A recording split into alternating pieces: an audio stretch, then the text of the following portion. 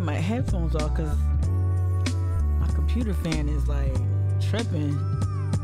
All right, so computer fan is tripping. So like y'all, what up, B-Man?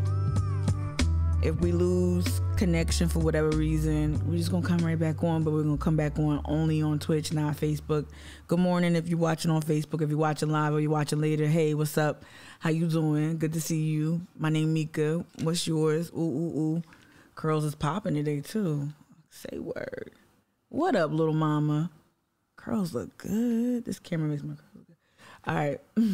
So check it. Boom. Today, so hey, what's up, Maxie? Good morning, Justin. It's really good to see you. So today what I wanted to do was take a look at area conservatives. I really wanted to name this. I probably will when I upload the video to YouTube. I really wanted to do a deep dive into Caroline Parker. Caroline Parker. Shout out to y'all who kind of put me up on game yesterday in the chat. I haven't had time to go back in the chat like that. But yeah, shout out to y'all who told me her links to these conservative mom groups, and I'm using air quotes because there are some folks who are prominent leaders within those factions that don't have children and who don't identify as mothers, but they are very comfortable with organizing with white nationalists. So I want to see how close to the fire did Caroline put her hand. I kind of had some conflicting feelings. What's up, Charlie the Brit? I had conflicting feelings about what could I have done to put this woman on our radar more. I mean, outside of me talking about her being able to expand her name ID with the signs, I didn't really say much. But then again, I wasn't engaged. I want to just acknowledge that, Steven has been on this live stream several times, and he has corresponded with me directly. Sometimes about issues completely unrelated to his campaign, sometimes about issues regarding his campaign. My point in saying that, Steven reached out thoughtfully, and Carol Jackson did too, but there was no calls for help. There was no SOS. There was no, hey, did you know? There was no floating of, there was just more like check-ins, like, this is what I'm doing. This is what I'm working on. Yeah. I'm not saying I'm not putting blame on her or nothing like that. I'm just trying to recount my steps. Like, what could we have done, or what could others done? Let me not do that, because I ain't nobody mule. What could others have done to put Caroline on our radars? Because I think we got a problem, folks. We got a problem from what I'm seeing. So the good news is, the bad news is I don't have any secret scroll info outside of what y'all might drop in the chat. Good news is a lot of stuff is publicly available. She did not erase. She did not tuck nothing. She ain't tuck nothing. Kind of the greasy stuff, she ain't tuck it. She is kind of bold with it. So we gonna take a look at whatever is up on Facebook, whatever is accessible. We're gonna look at it, and we're gonna try to. We might have to watch Quentin's close-ups to get a better understanding. And maybe he did ask a question or two about political affiliation, even though city council races are these municipal races are nonpartisan. That doesn't mean that these individuals do not have ties to interesting groups. That doesn't mean that these individuals do not tend to move and legislate, or rather govern, with a conservative I don't know, flair. We've seen that with Sheely. We've seen that with Harry Griffin, I guess, to an extent. So we're gonna get to it. Let's change it up. Yeah, it's good to see y'all. What's up? What up? If you're watching, just say good morning. Good morning, not just say like a command. Shout out for you for joining. I've actually had fun the last few times I've gone live, and I want to say thank y'all, everyone, for just chiming in and really adding to this conversation. This is the Post and Courier. I just opened up the digital edition, and I definitely want to get into this. And now today we're going to focus on, what's up, Michelle? Good morning. Today we're going to focus on, what's up, Allie? Shut up, Allie. While we are going to focus on conservatives, we're going to focus on Tim Scott. We're going to focus on Nancy Mace. Let me tell you, I want to know if Nancy Mace played basketball. And I want to know if she was like, did she ever used to do jump balls? Because the way this chick can find the camera is uncanny. And again, shout out to the team that this is actually, so she's benefiting from the GOP's direction, the direction they're trying to steer the party in. You saw it kind of clearly with the Youngkin race. Maybe you saw it most clearly there with the Youngkin race, whereas we're not gonna really run, we ain't gonna really do the Trumpy things. We're gonna say the Trumpy things, but we're gonna be mellow gangsters, right? We're gonna be gangsters with rhythm, right? That's pretty much how they moving. Youngkin's moving that way. Nancy Mason's moving that way as well.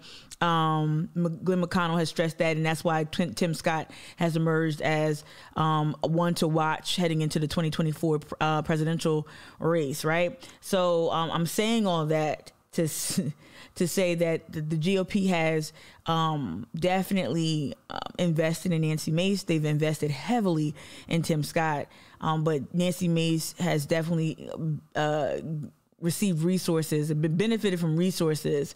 And as I know I'm a broken record on this, but the comms team cannot be ignored. Their strategy is really like, damn, what's his name? Keto Beer Ken. Joey, I hope you watching. Joey Cunningham. I hope you, like, this is the stuff you didn't do too good at. Right? You didn't do too well at getting in front of a camera. So we're going to get into that, but we're also going to get into Clyburn's response to what happened. Remember, Jamie Harrison raised tons and tons and tons and tons of money in regards to what y'all looking at on your screen right now. Jamie Harrison raised tons and tons and tons and tons of money. Lost big here in South Carolina, his Senate race. Then Kingmaker over here, you're gonna get your consolation prize, Jamie. We're not gonna let you leave today without your consolation prize. We're not gonna let you leave the game show today without your consolation prize or what have you. And it kind of transcends Clyburn, but no. We saw Jim Clyburn immediately after Jamie Harrison lost. We saw him immediately shortlist Jamie Harrison for positions like cabinet positions within the Biden administration. Voted him even as an option for attorney general, which was bananas. Like, cool it, Unc. Come on, Unc. Attorney general. He lost a race. He's want to make him attorney general, and now, like, come on. But we saw what that does though is that with Jamie Harrison now. So what he did end up getting, what Jamie Harrison ended up getting was DNC chair, and so keep an eye on the bullshit rhetoric that's going to come out of the establishment Dems, especially establishment Dems in the Beltway. On the Beltway, just keep an eye on that. So I haven't read this yet. We're gonna read this together. Because I want to see if he look. I didn't even scroll down, and I knew. I didn't even scroll down, and I knew that DNC chair Jamie. Yeah, we're gonna read this together. But let's take a look at the headlines again. I'm not using my library card to access the Post and Courier as I do every morning with Newsbank. I'm going to go ahead and just access it here for expedient purposes, and we're gonna hop into some videos. Like I said, we're gonna make sure we deep dive into. We're going to take a look at Nancy Mace on TMZ. We're going to take a look at some other stuff. She was talking about those puppies, and I want to make sure that I'm not laughing at the bugle abuse. But this chick, redirect. What's going on? I don't know. I can't. Oh, we know how to do this though. I might have to use my library card. Let's do it. And then we're going to go to YouTube, though. We're going to definitely... Y'all saw Jersey one? Y'all saw that? Let's play. Fallout from the Democrats' rocky showing in this week's elections and how President Biden is now responding. He suggests it's just more. Let's watch this real quick, and I'm a work on this screen in front of me that y'all can't see and try to get some things queued up. Let's go. Proof that Democrats need to get things done in Washington. It's all part of a new debate within the Democratic Party after Republican Glenn Youngkin won the Virginia governor's race, and Democrat Phil Murphy only narrowly managed to keep his job as the governor of New Jersey. Ed O'Keefe is at the White House, where Democrats may be reevaluating their path to 2022 and 2024. Ed, good morning. Good morning, Tony. The president's avoiding blame, but that upset in Virginia and the close results in New Jersey put the president, his agenda, and Democratic control of Congress in jeopardy. I know, right, Nicole? What I do know is, that people want us to get things done. President Biden says Democrats need to pass his agenda after Republican Glenn Youngkin's victory over Democrat Terry McAuliffe in Virginia proved to be a warning sign for Democrats. Youngkin dominated across the state, winning in suburbs and rural communities and doing well with women, younger voters, and minorities, groups that had supported Democrats overwhelmingly last year. Democratic Governor Phil Murphy of New Jersey will keep his job, but after a narrow win, it may come with a new path forward. Forward by rejecting the divisiveness and chaos that permeate too much of our politics. In Washington, Democrats are still feuding over Mr. Biden's social spending and climate change plan. The impasse is holding up passage of a bipartisan infrastructure bill. Party too woke. Mr. Congressional Democrats, I'm getting that bill passed. You heard that bullshit question? Is the party too woke? House Speaker Nancy Pelosi says the president's social spending plan will now include 4 weeks of pay. They gotta really chill with this. The party too woke bullshit. This is corporate media doing its damnedest to float and to cement this narrative. The party is not too woke. Like, seriously, we wish it were. It's not. Chill the fuck out. Paid family leave. But there's no guarantee it'll win support from moderate Democrats in the Senate. Let's do it and do it right. And on Capitol Hill, Democrats and Republicans may at least agree that voters had their say. This is an earthquake. I mean, it really is an earthquake. This is a clear signal from... Yeah, y'all, okay, so y'all see, y'all peep game, right? Y'all peep game. I might switch my camera up for a second because I want you to see what's going on here. I want to draw a parallel. And I want to go, I might be a little all over the place, but y'all know how I do. Some days I'm less focused than others. But I want you to peep game right real quick what the conservatives are doing right now. Voters in a blue state, I mean, Virginia's a very blue state, that they don't like President Biden's policies. What I heard was, hey, you guys got the White House, the Senate, the House. When do you get more things done? So what's Washington? That's more in line with what I heard too. Like, y'all got all this shit, but I ain't really feeling it. To do about it? Well, House Speaker Nancy Pelosi. And oh, by the way, the cost of milk done went up. Cost of gas done went up. That again, you can't put inflation squarely on the shoulders of a Biden administration. You can't put it there completely, right? But it's where that's how people feel. That's how people vote, right? What's up, Noah? How you doing? Charlie the Brit in the chat over here on Twitch.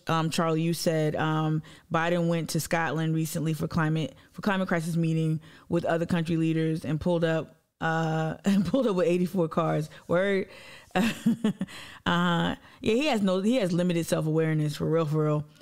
Nicole, you said we are such an embarrassment. 0 paid leave for parents. Exactly. When you look at the rest of the world, Lil Mama, it's ridiculous. Too woke. Exactly. Noah, you said in quotes. Let me see if this is another Noah joke. Noah Jokes. I think that might be your nickname.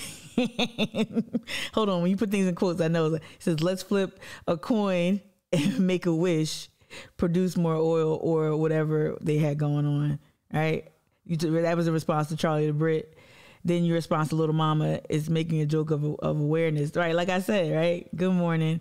Happy to be here. Noah Jokes. All right. Let me move over this newspaper over here. Since the e-paper wasn't working, make sure you use your library card. Use your Charleston County Public Library card. Head over, hit the research tab. Look for the news bank databases. There's tons of bases. Is that the plural? Tons of databases there. So this is the front page of today's paper, Thursday, November 4th. It's the 4th day of Meekmas. 4th day of Meekmas.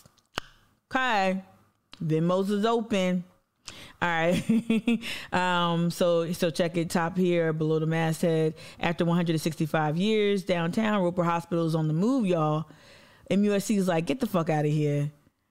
Get the fuck out of here. We expanding our footprint. We want to get out of here so we can go ahead and take over your spot. That's just me being silly. All right. Let me blow this up because y'all really can't see it. Okay. Yeah, after 165 years downtown, Roper Hospital to move. Health system wants to bring care closer to area residents, seek protections against flooding, quakes, storms with $500 million plan. Yeah, I got to read into this. Down here, Greenville GOP divisions run deeper than Trump-themed logo. Oh, wow. That's their logo? Y'all see that? They put a toupee. That's dumb. Yeah, that's crazy. They put a toupee on the. Okay, that actually created division. Okay. Over here to the right, man from South Carolina pleads guilty to assault in Capitol Police. Whoa, A.V. Brooks is on it. A.V. Brooks wrote a story. I want to say Sunday paper. A.V. Brooks wrote a story about another person being arrested for participating in insurrection. I haven't seen the name I need to see. Let me see if I see the name I need to see. Nope. Little River Man. Let me see. What's his name? Okay, Nicholas Lanagard. No. Ain't the name I want to see. Y'all know how it go. All right, so that's the front page. So to my earlier point, right? Let me try to put this tab in here. Here we go. To my earlier point of what you saw Josh Hawley do. Good morning, D. How you feeling? What you saw Josh Hawley do is try to set a narrative. This is a whole ass supporter of insurrection. This is a whole ass traitor to the United States. Just think about how you can support insurrection, give a fist pump, doodle and act preoccupied while proceedings are going on. Think about what kind of confidence you have to have as a mediocre white man to just be able to move with impunity and able to skate after participating and supporting insurrection. It's unbelievable. Right. But what you saw him do is take control of the narrative. And so this is what I'm going to do. I'm going to take control of the narrative after all these losses, get out in front of every camera, cement the priorities. And some of it is just hot takery, right? If you watch sports, you understand that if you watch sports, right, even if you are a casual sports observer, you've seen how like some of the most popular shows in sports programming right now, whether it's ESPN, or whether it's Fox, are these like hot take shows like First Take or like Skip and Shannon and all that stuff. That's essentially what you're seeing here in politics. You're seeing a lot of hot takery, a lot of things. Sometimes it's just things floated out that aren't really substance. Most of it is fluff. And most of it is just throwing enough out there to see what actually lands with people, what resonates with people. And the GOP do that. They do that well. Democrats, horrible. I don't know. But one thing I want to say this, right, and bring it back local. I'm gonna switch up the camera. I'm gonna be dramatic. One thing I want to say is this, and I actually shared this via Twitter, Instagram, and on Facebook. I shared a tweet. What up, L. Hancock's? Hancock's. Is it LK? I keep forgetting. Is it LK or IK? I think it's LK. Is it IK? You're like, we've been through this before. Can you just please commit this to memory? You said this, though, Hancock. You said, I just wish Dems would say they can't pass anything because their donors told them to. Just keep it a buck. I feel you. But what I wanted to do as I switched up the cameras real quick is to the tweet that I made last night. Some of y'all might have seen it. It's also important for area activists to do this, to engage in this practice of once something happens, whether you engage in electoral acts, organizing to ensure access to the ballot, whether you do that directly or not, whether you participate in electoral politics, whether you do any of that, right? It's critically important for area activists, especially Black and POC activists who lean progressive. I'm speaking directly to progressive factions. It's important for you also to create a narrative, right? So what I did see a lot of yesterday, which is fine, which is 100% fine, saw a lot of white male operatives white male political figures take a trot around the bases around Stephen Bowden's victory. And what I will say this, Stephen Bowden enlisted the help of so many informed and able and capable people. He made sure that the right people were behind him to help him. Like you saw, you could see it and feel it in the way he could speak to his campaign, speak to his positioning. You also saw a turn, or at least I did. I can't give you a date, but there was a shift where you started to see that, okay, this person has real resources behind them, right? This is not just a kitchen table campaign. And so I commend Stephen on finding the right help to help him secure the victory. But one thing that we cannot lose sight of, right? I got you, Justin. Justin, I got you. Good morning, Joni. It's good to see you. One thing we can't ignore, though, is that since from 2020, from the summer of 2020 to present day, it was the work of activists and organizers that helped frame this issue. My biggest, when younger activists didn't understand why I was attacking Harry Griffin so vigorously after the tapes came out, after some of the stuff started leaking out about his proximity to the Proud Boys, a young black activist, which I can't remember their names, they really didn't understand why. They said that we're working with him, we're calling him, we're holding him accountable. Basically, they felt like I was inserting myself into an issue, and they kind of wanted to commandeer that space. I think that's a fair characterization. And what I was trying to push back to the young person was that, hey, I get that what you're trying to do, that's not really effective. Let's make Harry Griffin politically ineffective. Let's attack him in a way politically that'll render him completely politically just out of completely just powerless, feckless, make him a pariah even. You want to strip as much political power from this person as possible so that then a viable candidate can come in and compete for his seat. Now, that's something I've been very vocal about. I'm not taking credit for anything, but I'm just trying to explain to you why I was moving the way I was moving, why I engaged the content around the Proud Boys the way I chose to engage it. I'm bringing this up because, again, for the Dems, the corporate Dems, these moderates and these bullshit, they can never really get out in front of a camera and create the narrative. It's important. It's important politically for you to do that. It's important. It shows a level of strength.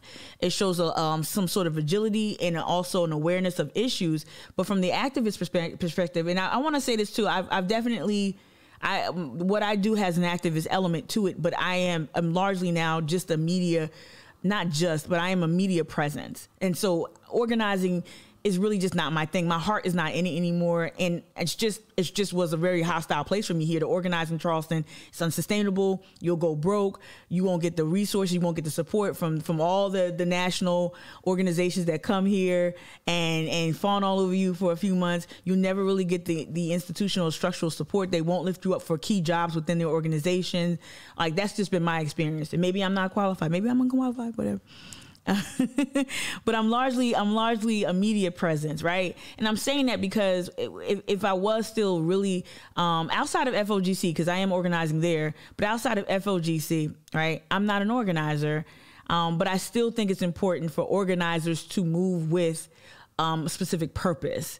So whether or not you engage in electoral politics or you believe in of expanding or maintaining access to the ballot, but whether you find that to be, because I see that too. I see a lot of people don't really fuck with that no more, the voting part.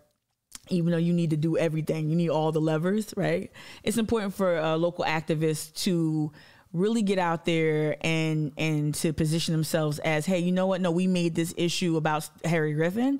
We made this issue very fucking crystal clear. We challenged this person. We used explicit language. To this day, even the people who are slapping Stephen on the back for winning, they won't call a thing a thing. They won't say white supremacy. They won't say that. They won't say, they'll say that they'll mention the name of the organization or things, but they won't indict it. But the organizers, and I'm not saying that maybe they shouldn't politically. I get it. I know what line they're walking. But my argument is that, like, the activists did that. The activists framed the issues. The area activists got the petition signed and got scores and scores, tens of thousands of people to respond to Harry Griffin, making it more of a national story. Local activists worked to push this story. When the Post and Courier refused to print about Harry Griffin for 2 weeks, local activists pushed city council people to come out and make a statement, push them to come out and speak down hate and directly confront that.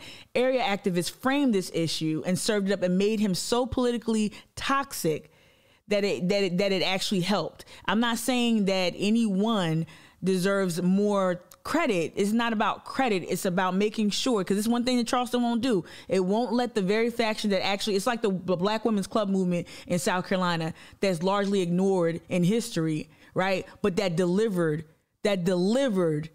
scores and scores of Black communities, just delivered these political victories in the 30s and 40s and 50s and 60s here in South Carolina. You will never hear about these Black women who led the way. You seldom hear about them, and they've been disappeared. If it weren't for these scholars that I'm reading, I would never have known about these women in South Carolina who have done this work. So the same can be said about these Black organizers, these Black and POC organizers, these abolitionists, these progressive voices, whether or not people agree with the tactics or not, whether or not the white operatives who have yet, there's not one Democratic operative in South Carolina that will embrace progressive values, right? And you might say, oh, well, no. Someone out here needs to embrace progressive values. Somebody does. Someone does. One of y'all operatives out there, one of y'all, strategists and comms experts. No one has embraced progressive organizing here. And so when you don't have that, you have a lot of glad handing, a lot of white men congratulating other white men, a lot of men congratulating men, right? But you don't see the recognition for the activists who actually helped to frame this issue. And now summer 2020, I'm going to throw myself in there more so, out there literally in the streets, literally trying to position these issues here. But specifically, we saw local BLM show up and specifically and directly challenge white supremacy in elected office. You all too supported those Black leaders. You supported those Black leaders. You lifted up their voices when you submitted comment. So I just wanted to make that crystal clear that it's important. I'm gonna go up to the chat now because it's popping, and I'm gonna switch up. I'm gonna switch the view. I roll up my t-shirt sleeves. Is a follower. What's up? Let me switch up because y'all popping. I wish the chat would stay over here. Let me switch up in the chat and see what's going on. After I read Noah's jokes, what was the last thing? Yeah, LK, I got you. LK, I got you. I got you. All right, so Justin, regarding the Dems, after the clip I played, you offered up a comment. Dem playbook: win election running on promises to enact popular policies, fail to enact because kayfabe, because it's kayfab, what? Because it's, I'm sorry, that went over my head. Lose power, raise money to run against the evil conservatives who took the power, right? Line pockets and repeat. You ain't lying. You ain't lying. B-Man, you says we need another viable party so bad. You ain't lying, B-Man. Lil Mama, you said earlier, LOL, that tweet where the Democrats are loosely holding the football for Charlie Brown. I'm telling you, right? We will do better next time, Charlie. Exactly. Joni, you says for some reason my notification wasn't working. I missed the last couple of shows. Yeah, I went on a little later too. I don't know what's up, but I'm glad you're here because I did miss you. All right, little mama, you went on the set. Oh wait, you said wait. You said y'all not getting the notifications? You didn't get notifications? I don't like that. Okay. Y'all let me know if you had notification issues too. Okay. Thank y'all for telling me that. Thank you. Hillary, thank you so much. Saying I'm so correct. I guess whatever I was saying at the time. I don't know what that is. I don't know. I'll make sure. I'll try to. I went into the I go into the thing. I don't know why you're not getting the notifications. I don't know. All right. You said, oh, Allie, you getting them? Thank you. Oh, I got you, KV. Absolutely. I should know that. I use too many wrestling examples. All right, let's get it. So, cause we got a lot to cover, and I'm being very all over the place. But yeah, just make sure you like the victory. The victory, it takes a lot to win any race, and it's usually a number of elements that help contribute to wins and losses. So I just want to lift up that activists have really helped us make it very crystal clear when people were kind of like, oh, I don't know, he's a harmless kid.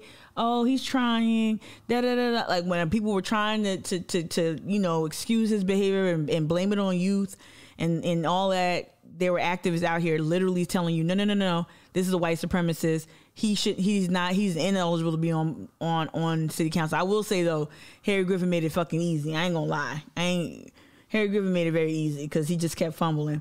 All right. I definitely didn't want to do that. Let's get to local news real quick. And then we're gonna get to my stories on Instagram because that's what really kind of led me down this pathway yesterday. Caitlin Bird, shout out to Caitlin Bird with the state newspaper for her tweets about a press release that came out from Tim Scott. I'm gonna see if Tim Scott got a news. Hold up, got a news hit. Tim Scott, because him and Condi Rice is like out here. Because last night before I went to bed, I didn't see it. Here we go. That a day ago from the Hill. 2 days ago, 2 hours ago. Here we go. Okay. Oh, we got some good. Okay. Because this wasn't up last night. Yeah. Okay. Let's get back to local news, WCBD. Okay. B-Man, yours is working too? I know Harry Griffin, a youth. A youth. They kept, he acted like a big man child. You tired of Tim Scott Noah? We are too. Y'all seeing this sunny day flooding going on downtown? Yep. All right. Let me see what we're going to do. Oh, y'all saw this?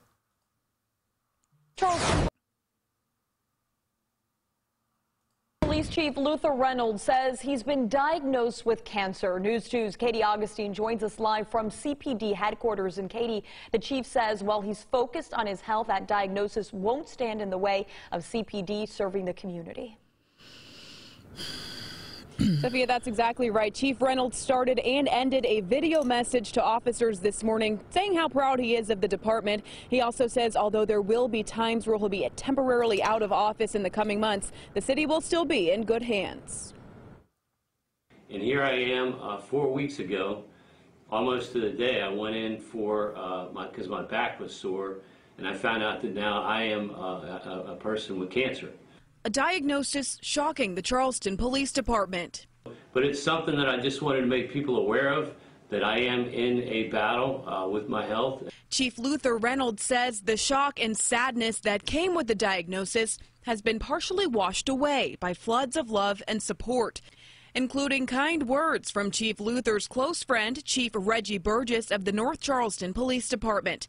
The two have been Low Country leaders together since early 2018. He said back. And when I met him then, I just knew right then that we were like-minded. I don't know if they're eulogizing him now. This is an interesting news package.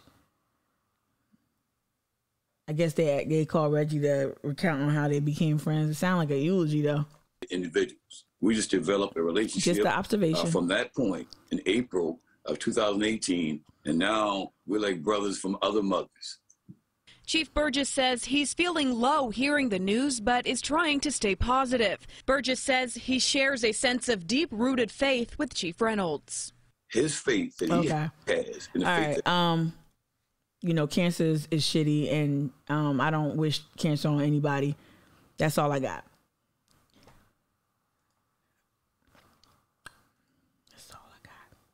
All right, let's go into that news about Roper.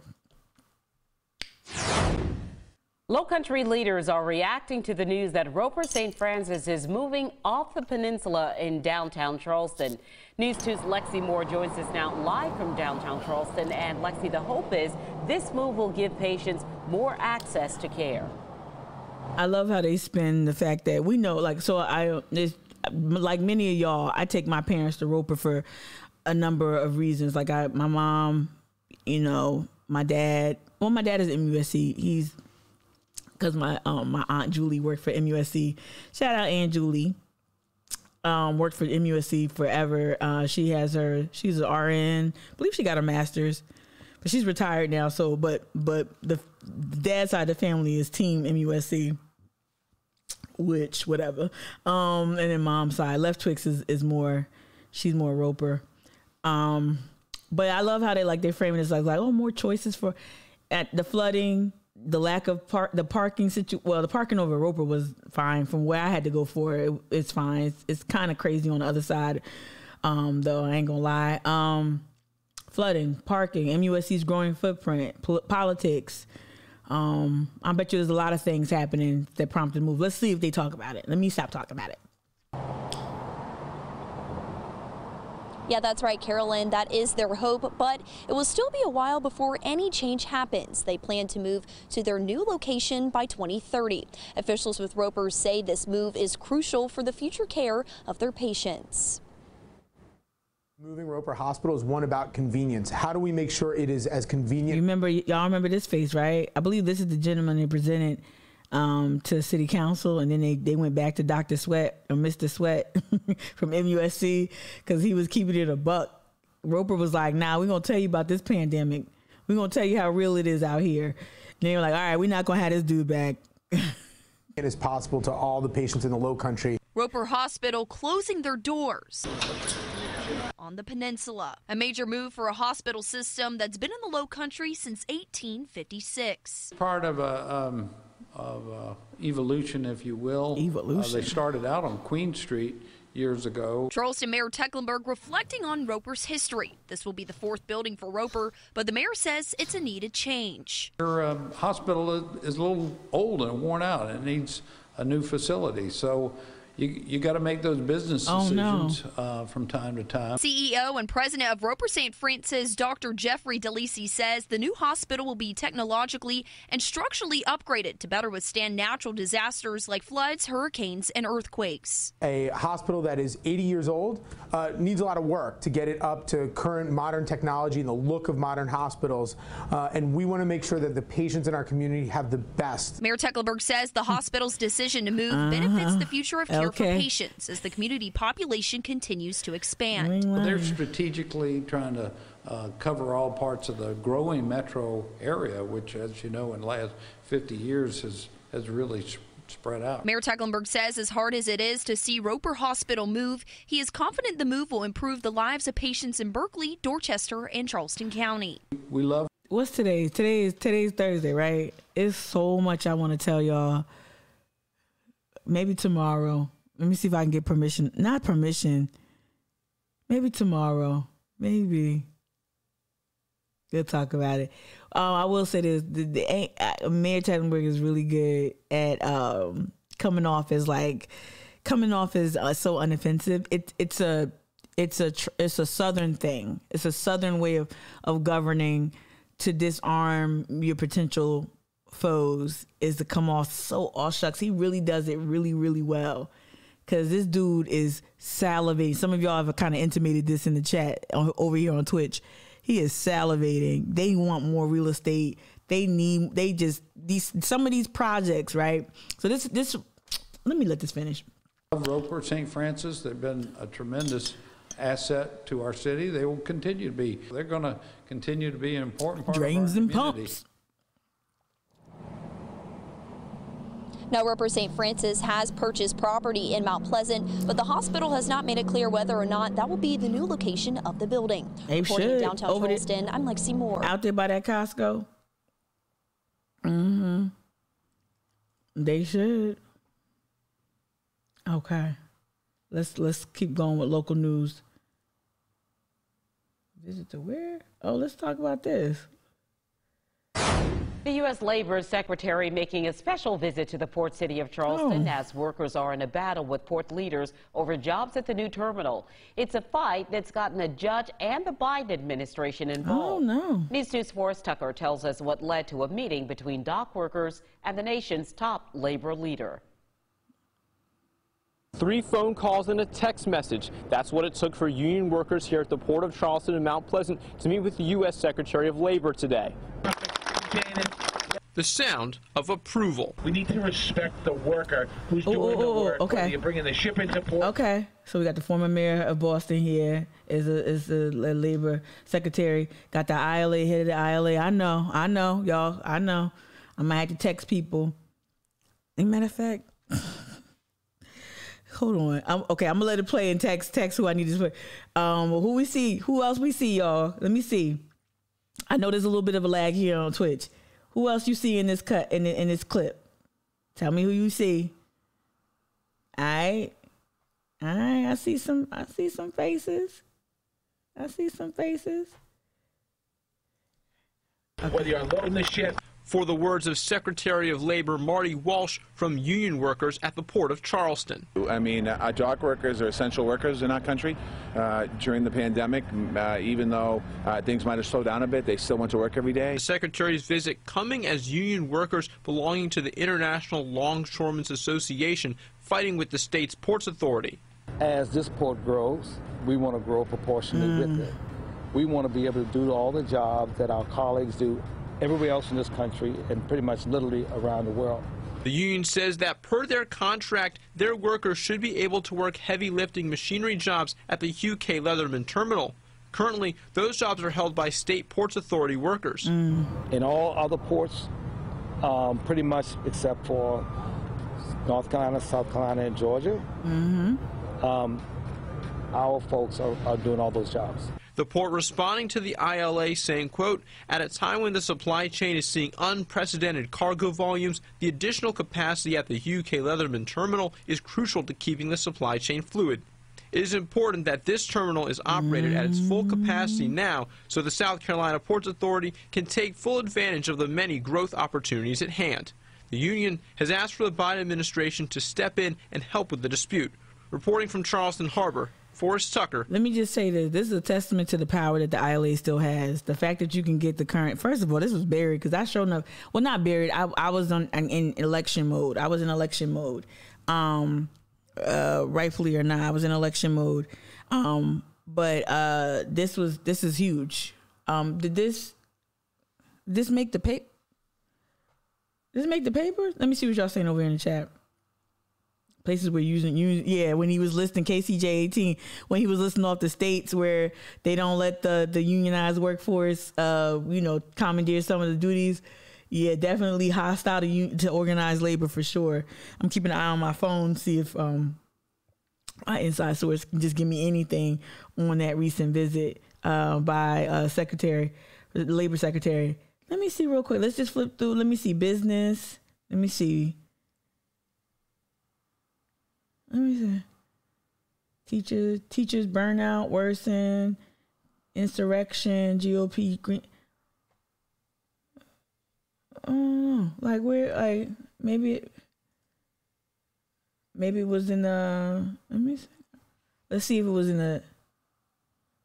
Okay, we're gonna get to Clyburn. We're gonna get to him. They buried that, huh? We had a whole Biden cabinet member come down. Jeez, right? Am I off? Justin, you said this is interesting. While corporate Dems are losing elections, labor movements seem to be gaining strength. I am going to dedicate a live stream to all of these. What was Striketober, right? What was Striketober? Matter of fact, was there I should have yeah. This is I was watching I fell down on Red Rose Twitch, which I'm often on. And I discovered this channel and/or content that it covered Striketober and had all this like recent news. It was super dope. Left their jobs in August. Super dope. Talking about people, mass resignation, Striketober. So we're going to definitely do a live stream, Justin, where we talk about labor movements everywhere because they are picking up strength, and the Dems are ridiculous. Like, used to be the party that had the unions just in their back pocket. Being from Jersey, I saw it. My dad saw it. I lived it. Schools, quality education, strong ass teachers unions.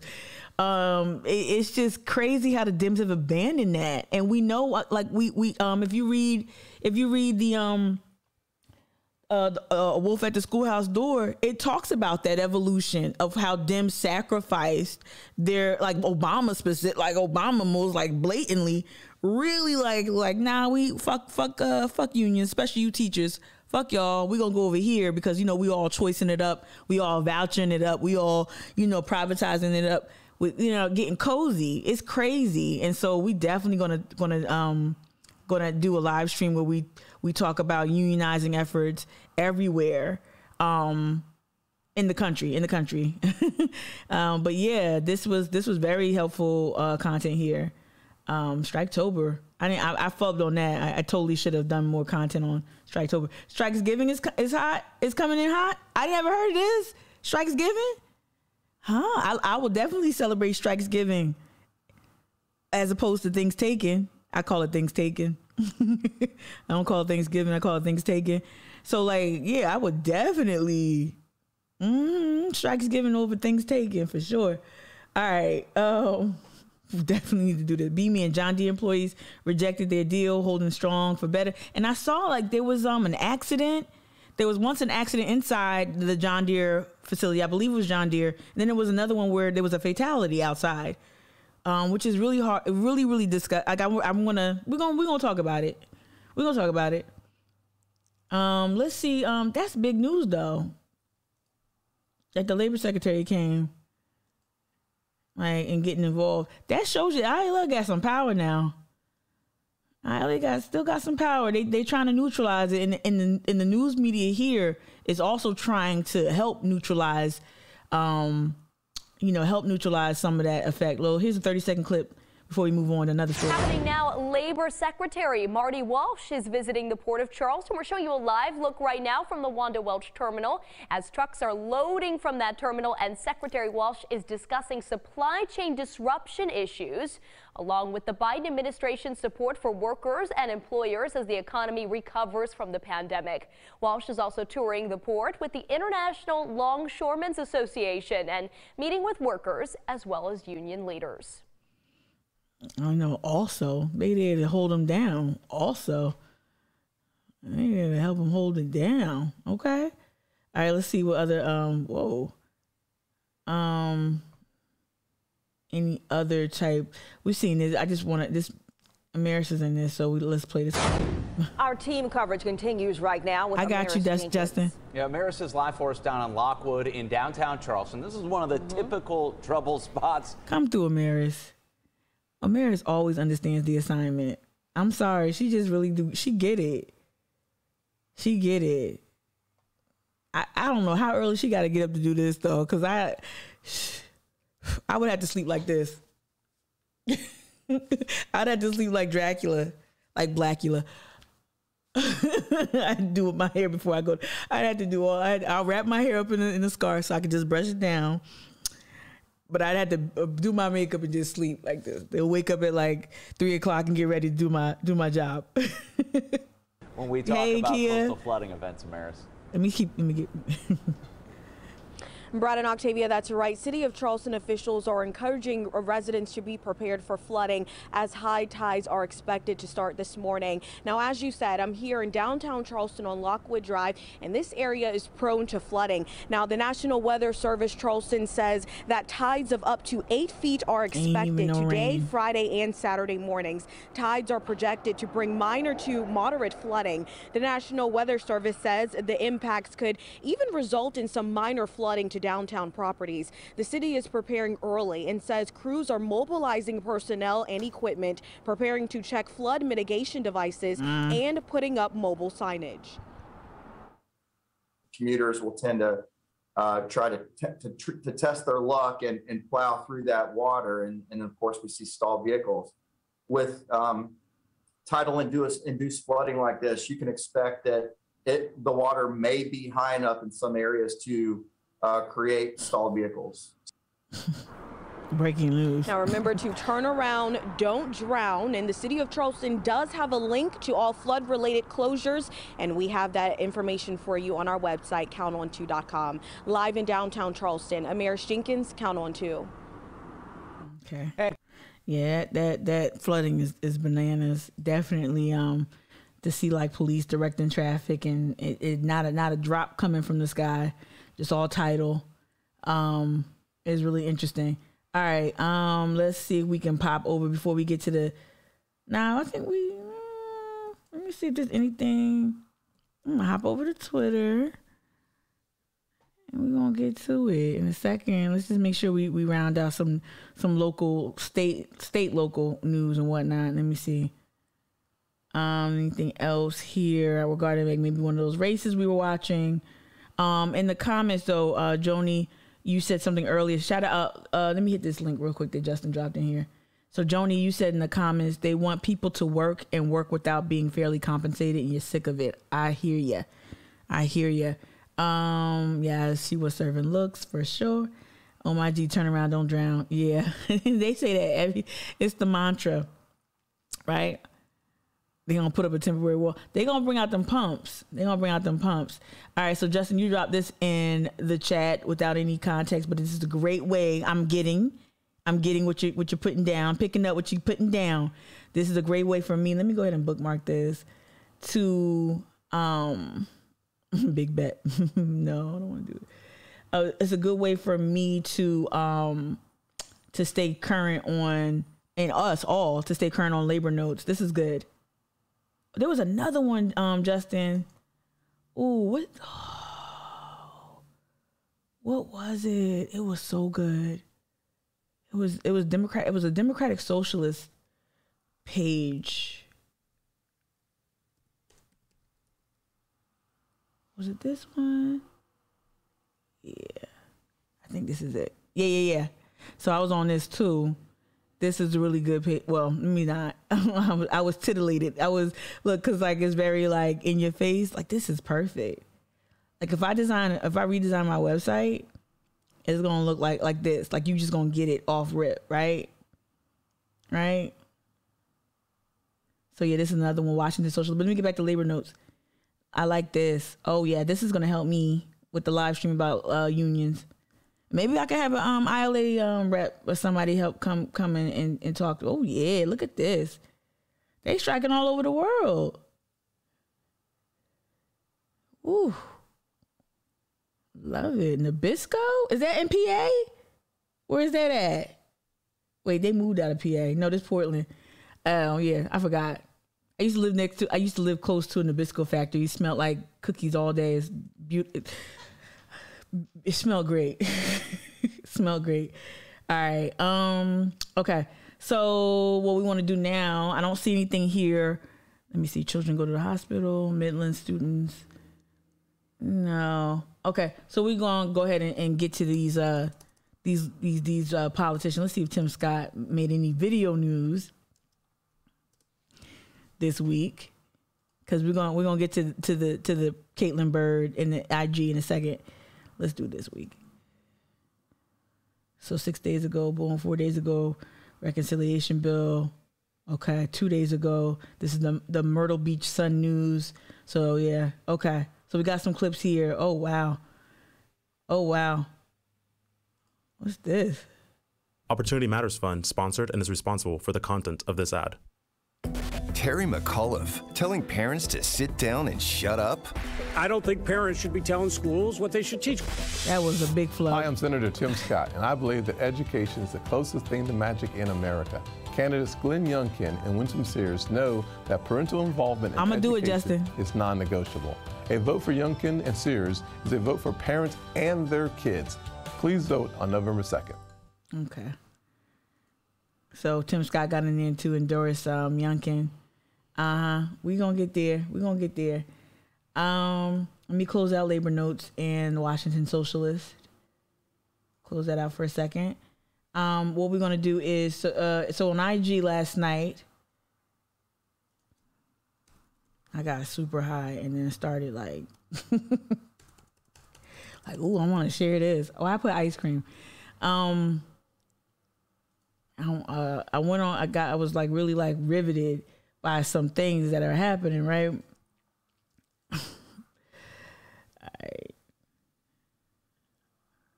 All right. So I posted this. Yeah, like I said, make sure politically is important. Politically is important. I want to be kind of candid real quick. I know the way that I move, the way that I lead, the way that I do my thing. It doesn't. I put myself in a position where I'm not always in community with area groups, Black-led groups and movements. And while there might be some philosophical differences, and while there might be perhaps lack of unity on certain issues, I think it's important to be unified. And so this was like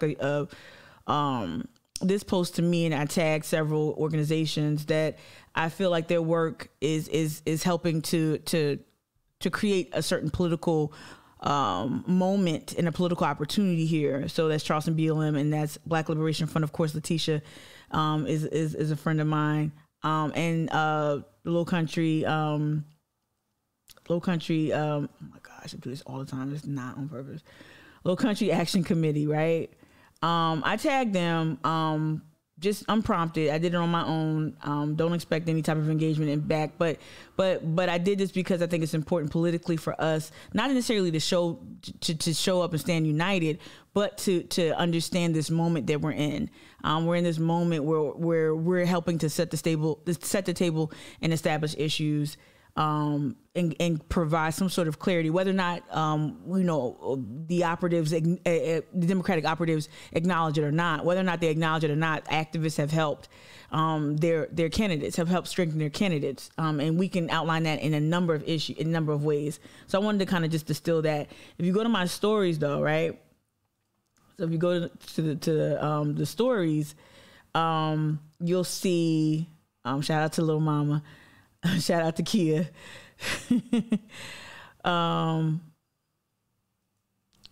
So I started here. So I said, y'all come look at this. It's and so I posted this oldie but goodie picture of Tim Scott and Betsy DeVos being all cozy and shit during what I believe is a confirmation hearing. And then then this is what got on my radar though. So Caitlin Bird posted this or tweeted this. Republican. Let me go back and pause it. Republican Glenn Youngkin made education a central issue of his campaign in Virginia's governor's race. In a news release, U.S. Senator Tim Scott, a co-chair of the School Choice Caucus, plus he's up for re-election, highlights a meeting today with former Secretary Condi Rice, right? So Caitlin goes on in her tweets to say, the release says that Scott and other members of the caucus spoke with Rice about important issues. We know how Condoleezza was playing herself the other day. We're going to get to that real quick. The release says that Scott and other members of the caucus spoke to Rice about important issues facing students and parents in our nation, including the need to protect parents' rights. Ooh, we're going to get to Caroline Parker. Parents' rights to be fully and actively involved in their children's education. Throughout the pandemic, school closures highlighted the detrimental impact of reducing parents' educational options. That's some bullshit. But this is in quotes. This is Tim Scott's press release. Again, let me repeat it. So Tim Scott wrote, throughout the pandemic, school closures highlighted the detrimental impact of reducing parents' educational options. Scott said that in the news release, yet inexplicably, efforts to lock parents out of the conversation have only accelerated. So this is a lot of bullshit, mischaracterization of what happened. Sweetie Bop, Timmy, schools were closed because there was, a global pandemic that was killing people. A lot of people were dying. A lot of educators were becoming infected and succumbing to the disease. Okay, a lot of support staff were succumbing to the disease. The schools weren't closed because people didn't want to listen to parents. Schools were closed because we didn't know how to get a handle on this pandemic initially. Still don't. But school systems, school boards, locally governed and operated school boards, I guess, there are other interests there, but you get what I'm saying, chose to do the right thing to try to help protect our kids. So to see him mischaracterizing the issue is very interesting. But shout out to Caitlin Bird for tweeting what was on the release. And I recommended, of course, shout out Little Mama. Shout out Little Mama. Shout out Joy. Shout out Honor Marks. This book is just everything. It breaks it down. And it will actually factor into my discussion when I do have a Libra live stream. It'll factor into my discussion about that. Oh, shit. Got an email. I got to do some shit. Okay, so let's go back to Twitter. Right? Oh, let me see Tim Scott. No, we want to go see what Tim Scott has been up to. So we're going to see Tim Scott. I want to see Tim Scott and Condi Rice. Like, I want to see that. So 2 hours ago, somebody wrote this letter. This is a letter to the editor. Or is who's that? Tim Scott should support Joe Biden. This 2 hours ago. Okay, I'm not. Tom Springsteen of Aiken. Okay. Oh, that's the Aiken Standard. Okay. Let me see. We saw this make news locally. I didn't talk about this because it's like a no-brainer. He's not going to shoot himself in the foot politically. Not coming out the gate. Not this early. He's not going to do that. So it says here, South Carolina Senator Tim Scott said on Sunday that he would support former President Trump if he ran for 2024. Ran for president in 2024 when asked at the First in the South Republican Action Conference. Wow. So the GOP is trying to take some of that spotlight that the Democratic primary gets. You know how the Democratic primary for a presidential primary is the first in the South. So I never heard this referred to. When asked at the First in the South Republican Action Conference if he would support former president in 2024, he responded, "Of course he's going to say that. What else is he going to say? He's going to say no, fuck that dude, right?" Let me see what y'all saying over here in the chat. Let me see. Okay. All right. Tim Scott. International law. Oh, what's the ILA? Thank you for breaking it down, B-Man. Thank you. No, I'm not. I'm horrible. I don't share. I should be a better sharer, Kia, but I'm being a twin. We had to share everything.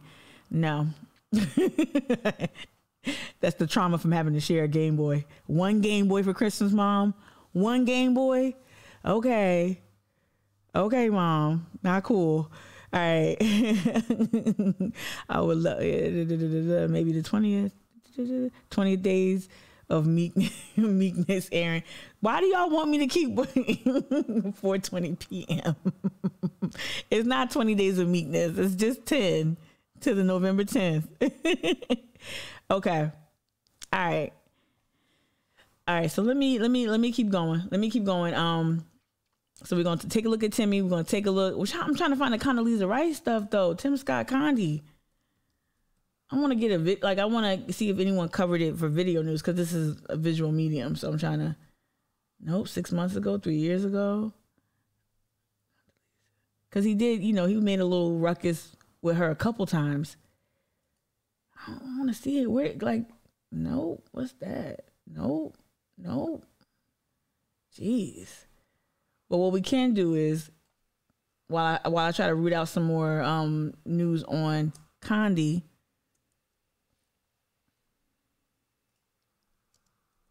we can talk about, because her proximity to Timmy, we'll figure this out. I think I want to see Roland Martin.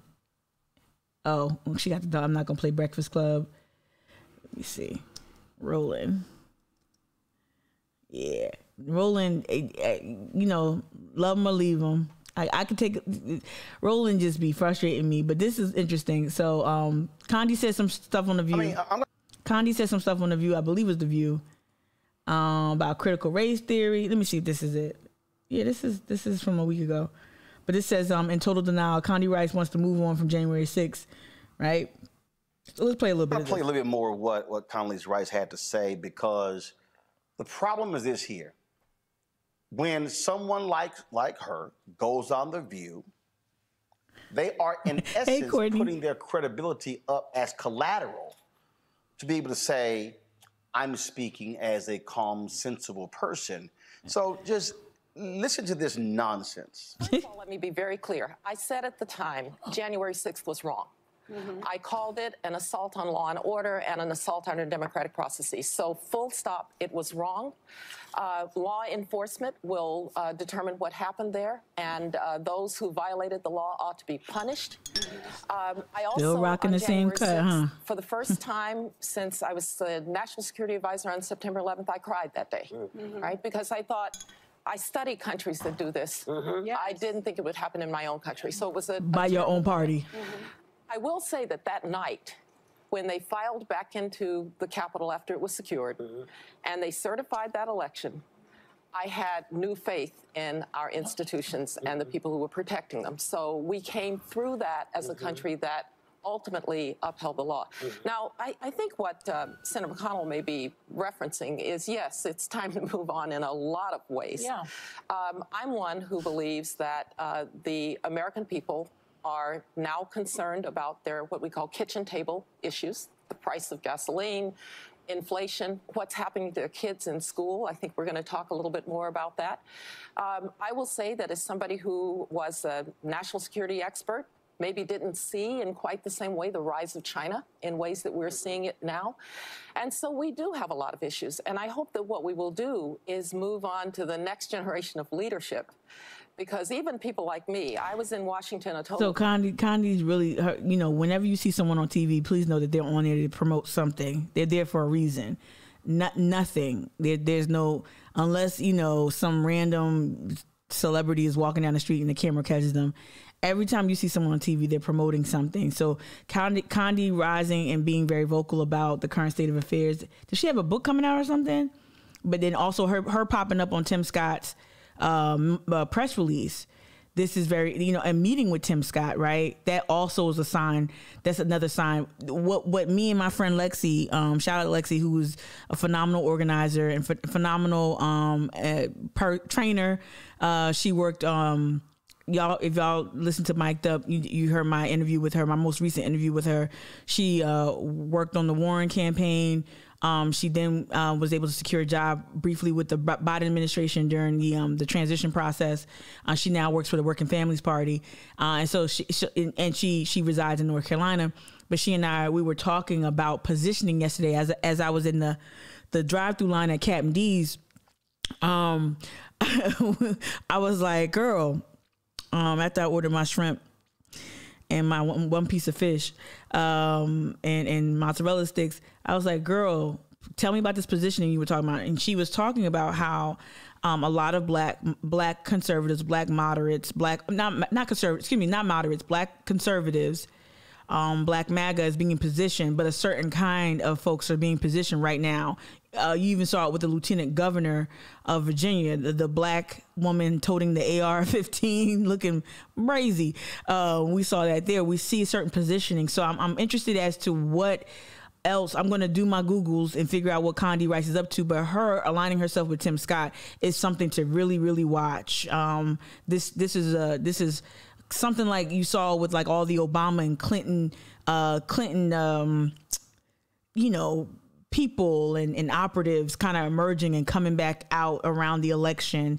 There's something within the Obama and Clinton like universe, the certain gravitational pull that these folks, these aides and these trusted friends of those administrations are coming out. You're seeing the same thing on the right, but a specific type of voices coming out and being very forward. And so Condi has positioned herself. It's getting on The View is huge. Like, regardless, I don't watch The View. That's not my cup of tea anymore. But this is huge. And it's also a way for her to look moderate. Because we know The View outside of messy ass Meghan McCain, who's no longer there, The View, it does have a louder liberal presence with Whoopi and Joy and you know, all that stuff. So this is a way for her to look a little less harsh around the edges. I'm going to check y'all out in the chat because y'all been blowing it up and I love it. But let me let this play as I read what y'all wrote in the chat. 10 years, 2 years with George H.W. Bush, 8 years with George W. Bush. I shouldn't go back. We ought to move on to the next generation, the move ahead and deal with the American people's issues. You wouldn't go back if they asked you? I have no desire to go back to Washington, D.C. Absolutely zero. Well, I think it's really no desire to maybe hold elected office or to serve in any type of cabinet position. But baby, you a power broker, baby.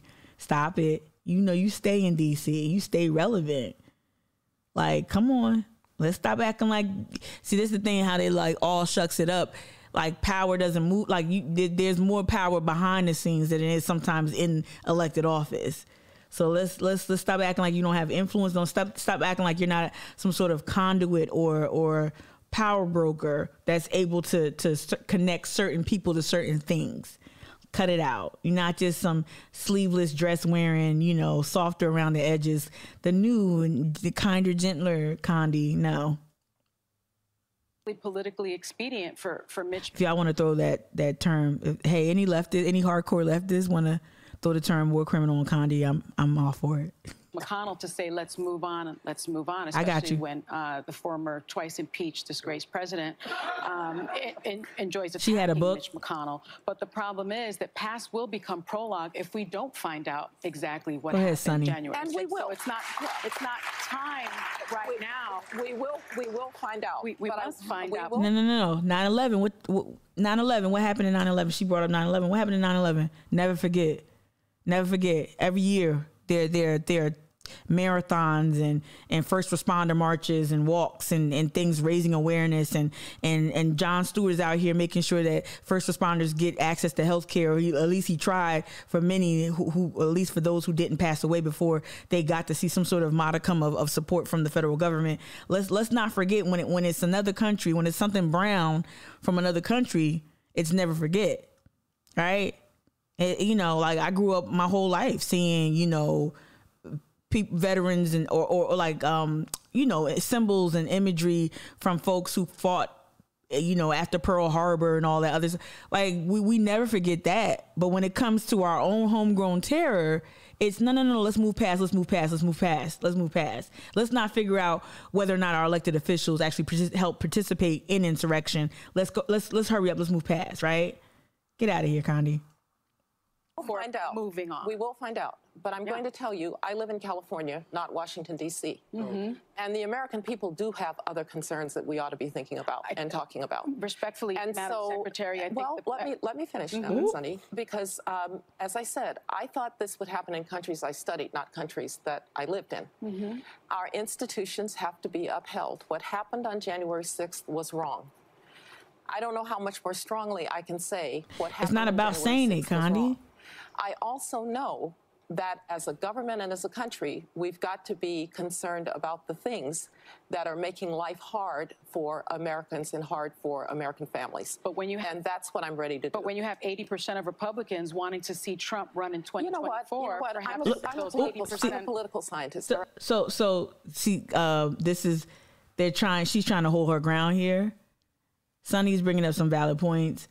It ain't hard to do. I love Sonny, by the way. Since the Trayvon Martin trial, right? Was that Trayvon Martin she covered? Yep. You see what Condi's trying to do. They're very combative. You seem very angry, Condi. Let me just rewind it just a skosh.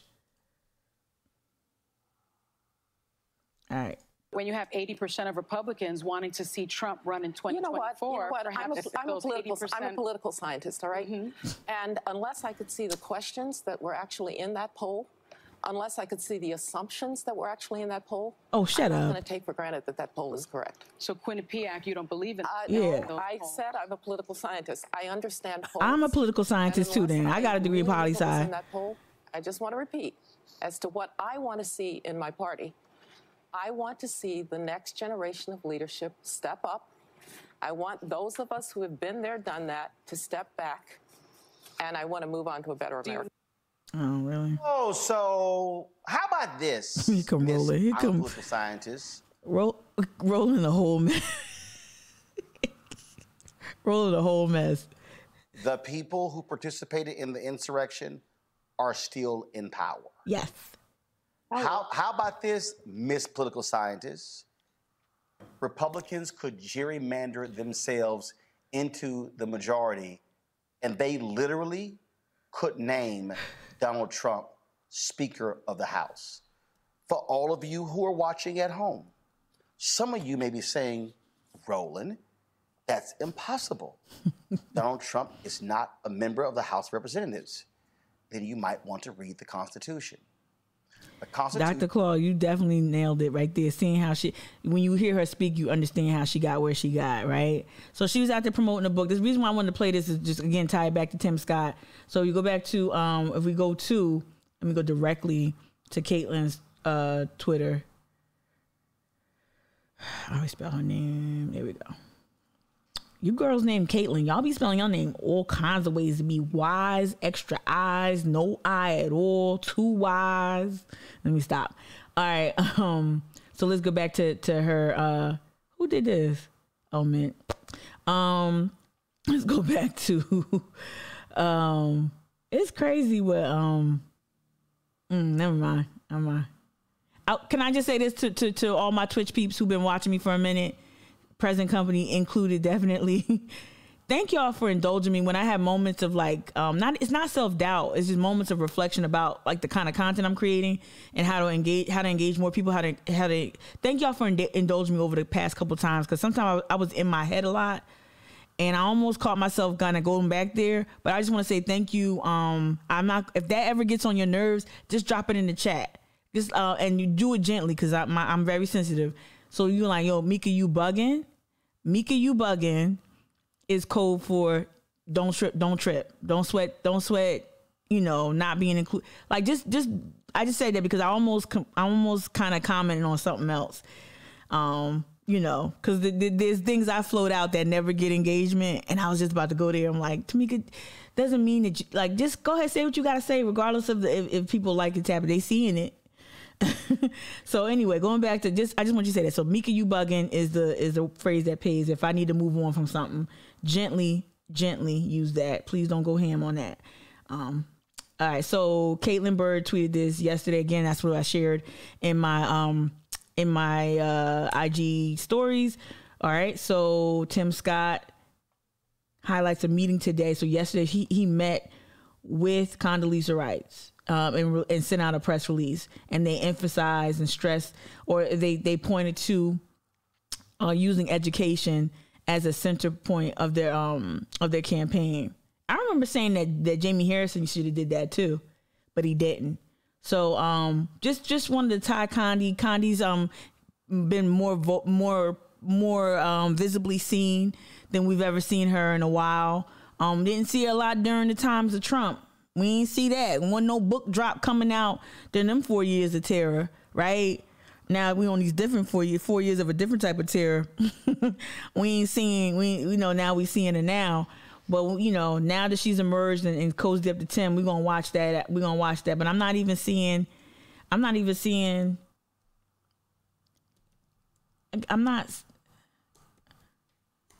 don't know why, like, there's no new outside of Caitlin Bird.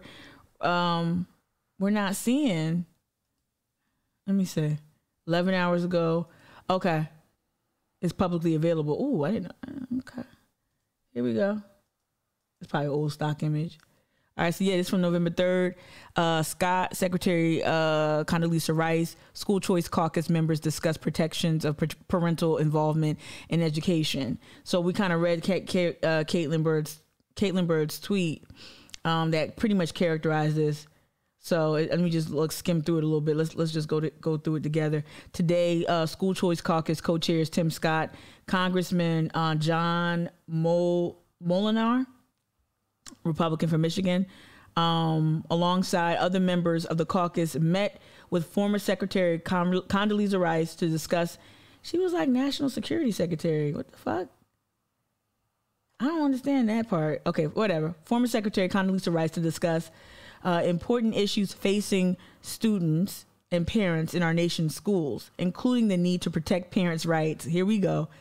Which usually, y'all, is a euphemism for white parents making sure that schools remain segregated. And you can argue what's going on right now around the vaccine mandates, around the masking in schools issues, around the raucous school board meetings. A lot of that is is going to have that effect. It is going to lead to more segregation in schools and a lot of other things that will disproportionately impact Black and POC and probably young immigrant students, to be honest. So including the need to protect parents' rights. Parents' rights is a euphemism, y'all. It's like a dog whistle, but it's weird seeing Black people use a white dog whistle. It is so weird. It'll never not be weird to me. It'll never not be weird to me. Like, what the fuck? Y'all want to be that proximate to power? There is an element of self-hatred in how they move. There is something like, I want to get away from the yuck of being like in community with, because it's one thing to be conservative and another thing to just really just be over the edge with it. Right? Protect parents. Okay. Following a productive conversation, says his office, members of the caucus announced their intent to develop a unified vision for the future of education and work to ensure parents' voices are supported. Throughout the pandemic, school closed. We already read this. I'm not going to go ahead and read this propaganda. But yeah, so this is, at least the press release is pops up when you search Tim Scott and Condi Rice. Let's see, newsbreaks.com. I don't want to hit that. Hold on 1 second. YouTube. That's old. Let me see. Is Newsbreak, is that just like an aggregate site? Yeah. Because I know a lot of people send me clips on Facebook Messenger. Let me head over back here to the Twitch chat. All she's doing is swinging her dick around. Charlie the Brick. Couldn't agree more. She's a political scientist. I'm gonna start saying that. I'm a political scientist. I think I do have it in my bio. Oh, I do on Instagram. I do, but it was like more like tongue in cheek. It was like more tongue in cheek. Was it? Yep. Political scientist. I did do it. It's so cute. I ain't do it in the same spirit that Condi was doing it. Nah. All right. Let's transition off Timmy. That's Timmy's down. Let's get the Caroline. Let's get the Carol. Oh, no.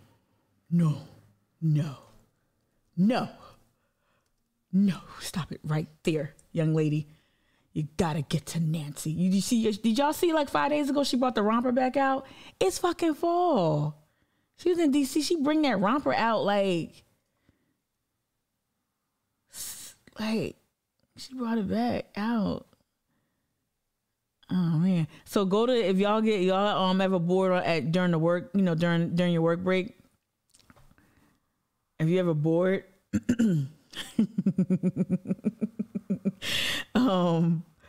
I see y'all in the chat. Hold on, let me see Earth the Snit. What you saying? Hold on. Let me see. Let me catch up.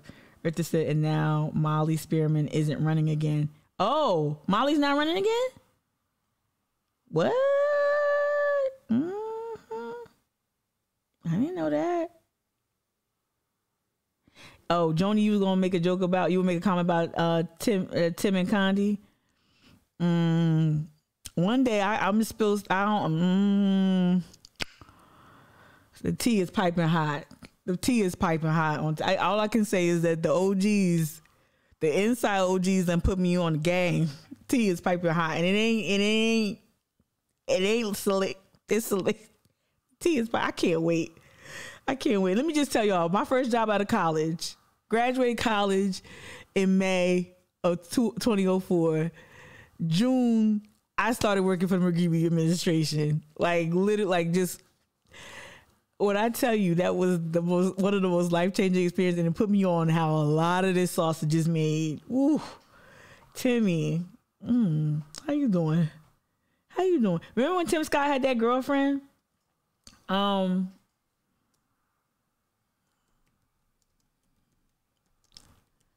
The lingerie. I'm playing. I know how to pronounce the lingerie. The lingerie. What was her name? Tim Scott. Bits of Lace. Yeah. We didn't even talk about Tim Scott and Kristen Cinema. They BFFs too. Bits of Lace. There it was. Remember that? I wonder what happened to that.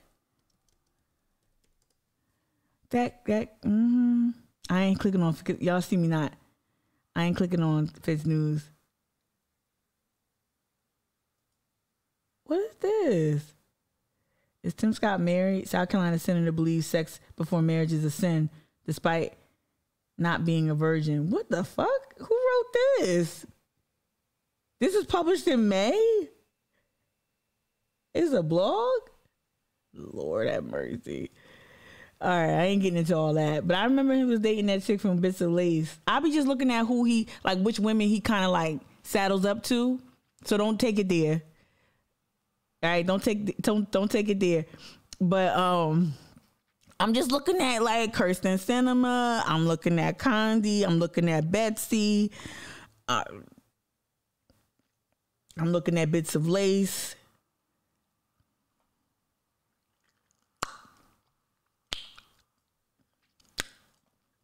Let me drink some tea.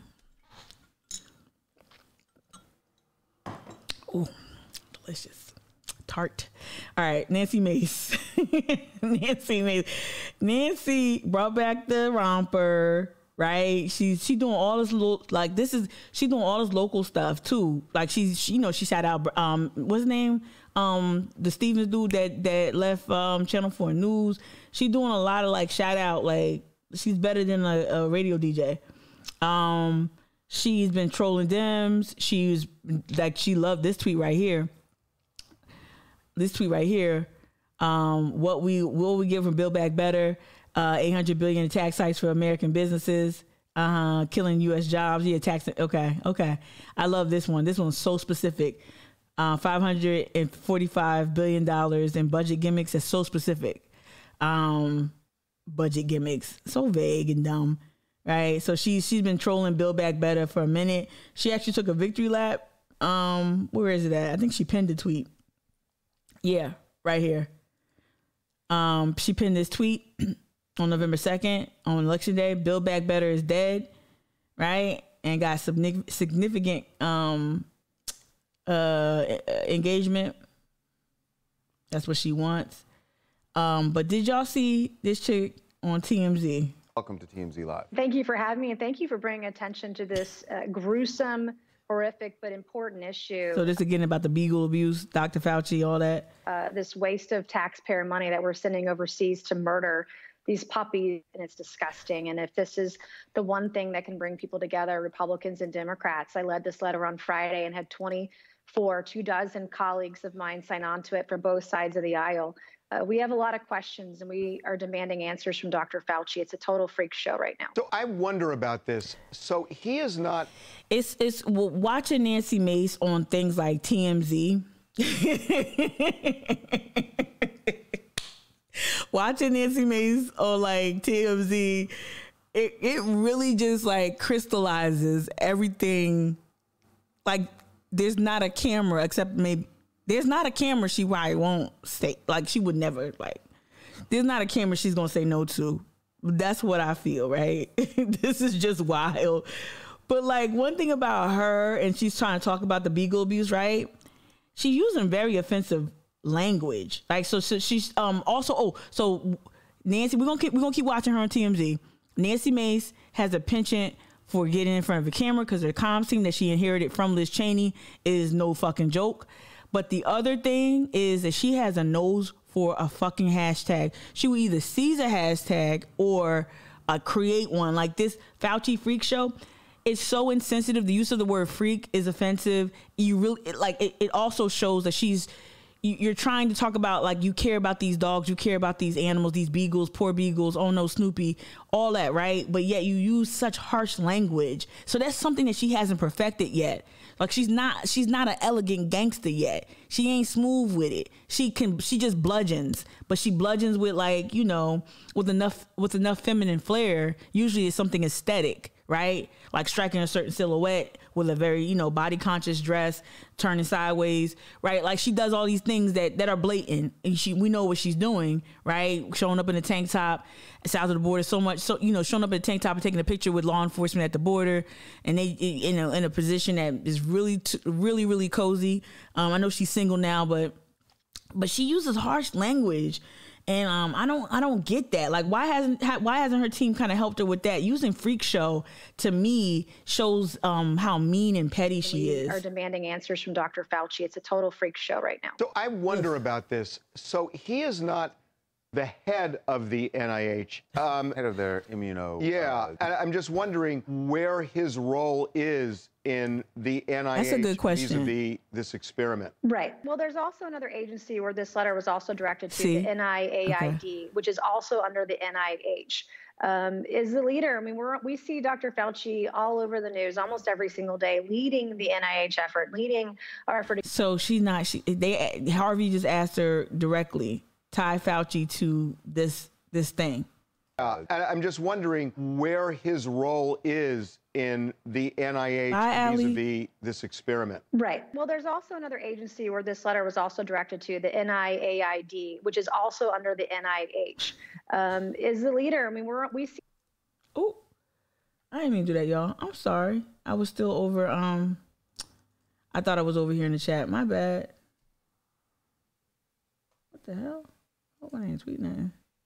Congresswoman, sorry about that. Sorry, y'all. Let me fast forward a little bit. We have a lot of questions, and we are demanding answers from Dr. Fauci. Okay. It's a total freak show right now. So I wonder about this. So he is not the head of the NIH. Head of their immuno. Yeah, and I'm just wondering where his role is in the NIH vis-a-vis this experiment. Right. Well, there's also another agency where this letter was also directed to, the NIAID, which is also under the NIH.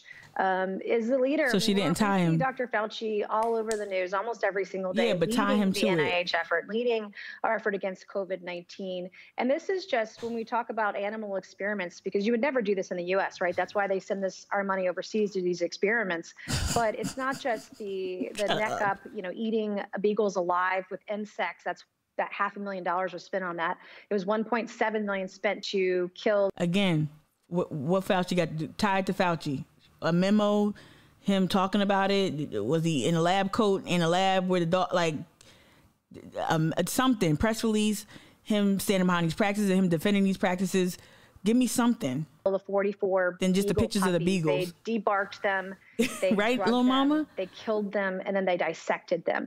But there are all sorts of animal experiments. Imagine having contracted COVID, being a long hauler, and then coming out and attacking the country's most foremost expert on regardless of how you feel about Fauci or vaccines, he is. I found him to be very credible. Dating back to his work with the HIV/AIDS epidemic, and what happened there. Imagine being a long hauler, someone who contracted this virus, and then going out here and attacking the foremost authority. And helping us kind of curb this, the effects of the global pandemic, at least here, right?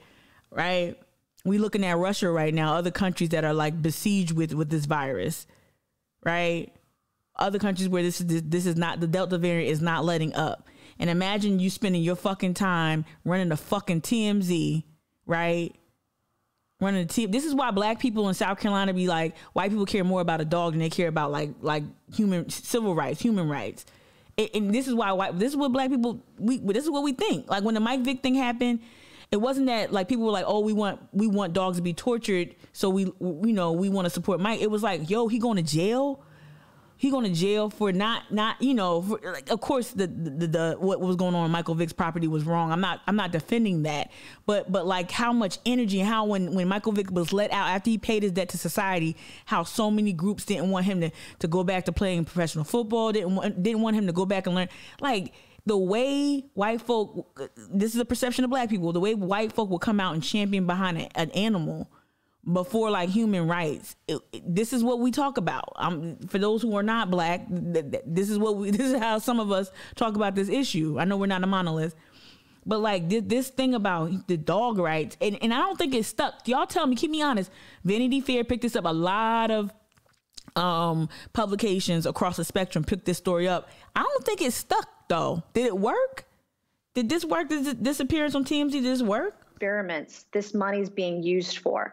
We're getting mice addicted to cocaine We're having beagles eaten alive from the neck up. We are frightening monkeys. This is not the purpose of American money. We shouldn't be spending them on these horrible and gruesome animal experiments. The thing that really gets me here is that there has been a real movement in the United States to stop doing these cruel, awful experiments on animals. And, you know, forgive me, I don't know how else to say this. It feels a little diabolical that we're kind of secretly funding these studies overseas because it's more under the radar there. No one's looking. And again, shout out to her comms team. I'm gonna be very real. Like, I'm not. One thing people do sometimes when you have she's not my opponent or my adversary. Nancy Mace is not that. I find her views abhorrent. I find that the work that she did as a Trump acolyte to be disgusting. I think that her years as a climate denier is abhorrent, right? I don't care for her politics. I don't care for her as a politician, right? I think she's also someone that's proven to be less than trustworthy, less than honest when saying things. I think she can be very dishonest. But one thing this chick is nailing is getting on these shows like this. Now, Harvey ain't no liberal, so you can cut that out. Like, I don't care how many, you know, the Harvey's a whole mess. TMZ's a whole mess. But the fact that she's on this show again, she's on shows like this. We showed the MTV clip a few weeks ago, right? She up there talking about Free Britney on MTV, and talking about conservatorships. And she's on. This is her trying to maneuver around her swing district, and she's finding these cameras. She's finding them. To see where the NIH. Don't think this stuck though. I don't think this stuck. No one knows, right? We found out about this from the White Coat Waste Project, and then I sent the letter out on Friday. But you can see by the hundreds of thousands of social media posts, millions even probably today, people are enraged about this, that their tax money, and these are Republicans and Democrats alike, are enraged about the abuses that are happening to animals with their money. Case law that? This is unnecessary. It's not helping us get through COVID for sure. And it's a wasteful and abusive use of money. So, Congresswoman, I know you're waiting to hear from Dr. Fauci. I'm just wondering if you've also sent this demand to Dr. Collins, who is actually the head of the NIH, the director of the NIH. I'm wondering if you heard anything from his office. Not yet. That'll be a good next step, depending on what Dr. Did you peep the good question? Did you peep the good question? That was an excellent question. You going after the big name, but did you go after the actual leader? And to Dr. Collins, who is actually the head of the NIH, the director. Look at TMZ doing better journalism. If you heard anything from his office. Not yet. That'll be a good next step, depending on what Dr. Fauci, how he responds. He should respond to this letter. As someone who oversees a lot of the funding and spending at NIH, I do expect to hear from him. And if we don't, then we'll reach out to others as well. This is a first step. Once I've learned about other experiments, I'm going to have more questions about how this money is being used to harm animals elsewhere in the world with our money. You know, this seems horrendous on its face, but does this bleed into COVID and the way the NIH has handled COVID, in your opinion, or do you see this as two separate issues? I think the two things are separate. I do think the way that we communicate about COVID-19 has been horrific. The way the federal government has used selective. And see, Harvey's serving her up softballs too, so don't get it twisted. This is edited, by the way. There's no way this exchange is this smooth. This is edited, and Harvey's helping her out. They both are. That TMZ is giving her a platform. They're platforming her nonsense. But you know, that was a very specific question, and 100%, this is about politics and COVID and making COVID political. And this is why I think that Nancy Mace is so disgusting, that she's politicizing. Like, you really give a fuck about these dogs. You really give a fuck about testing on animals. I'm going to need to see that energy. She got to keep it up. She better keep it the fuck up. When the next Democrat fumble happens, or when Build Back Better is whatever catches her attention, right? I want to see the same energy continued about animal rights, all kinds of animal rights, and hopefully there's a Democrat. See, we don't have no Democratic leadership in this state. We have zero, Because hopefully somebody's PAC, somebody's coalition would, I don't know, research some Republican-led, you know, like shit. You're in a state with a college with a mascot called a gamecock, like dog fighting, and I'm just keeping it real. It's the South. It's the South. Okay. All right. People do some things with animals that would be considered inhumane. I'm sure Peter wouldn't like all the stuff that happens with animals down here. Hello, carriage. Has she weighed in on the carriages, the horse carriages, in the summer, the heat? These horses collapsing, these horses bolting. Did she comment on that? Any Democrat coming out and refuting this and saying something and bringing it, like anybody? Bueller, like any, like where you at with all the other shit? I want to see it. This South Carolina, you know, you can find somebody doing some things to animals that ain't quite right, like them carriage tours. Yeah. Gamecocks. Come on now. And that's the thing. She'll do things in the interest of her own political, like maintaining her own political power. That's weird. Like coming out against electric cars or subsidies for electric cars. Like, bitch, your state produces electric vehicles. Volvo like, what are you doing? It's just weird. But no one, because we don't have any strong democratic leadership here, and everybody's running the Blinton's blow-ups, like, and not asking questions when they on Blinton blow-ups is not asking certain questions. Like, somebody say something, right? But working to ignore the shit that I'm doing and not report, you know, not, you know, I don't think I want to watch any more of that. But yeah, she was on TMZ. That was posted on November 1st. All right. The first day of Meekness. Oh, this was interesting. You know, we already did our Anita Zucker show on Trident. A new CD. So I'm trying to figure out if there's an Anita Zucker angle to this. Remember, Anita Zucker is a Republican. Anita Zucker's also, her son-in-law was a huge help to Tim Scott as his former chief of staff, was largely credited with helping him get elected. I'm just looking at how powerful, what certain types of gravitational pulls are around and which planets are in orbit. And I'm trying to see if there's a Zucker gravitational pull here. But let's listen. I didn't watch this yet. A little frizzy there too. Is it humid in DC? Is it humid in DC? Curly girls just want to know. Curly girls just want to know how humid it is in Chocolate City. Madam Speaker, I rise today to say thank you to Truist Bank and Trident Technical College for working together to create a new CDL training program this summer in North Charleston. There's an acute need for truck drivers right now, particularly given the supply chain shortages and the issues we're seeing across the country from COVID-19. This CDL program will enable students to obtain their certificate in as short as 9 weeks. Nicole's your birthday. Technical College will have day and evening sessions for students, and these programs will start about every 3 weeks. I've heard. Nicole, I'm gonna lift up your gallery. I'm gonna lift it up. Send me some more information. Send me more information, Nicole, if you're still watching. There's already a wait list for the program, and I couldn't be happier to hear it. I want to commend Truist Transportation and Logistics Center, Trident Technical College, and Mary Thornley from Trident for their collaborative effort. Mary Thornley. Isn't that...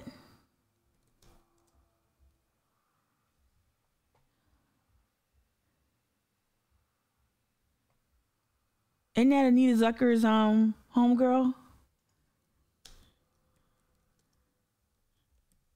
See, when you give a name shout outs, yeah.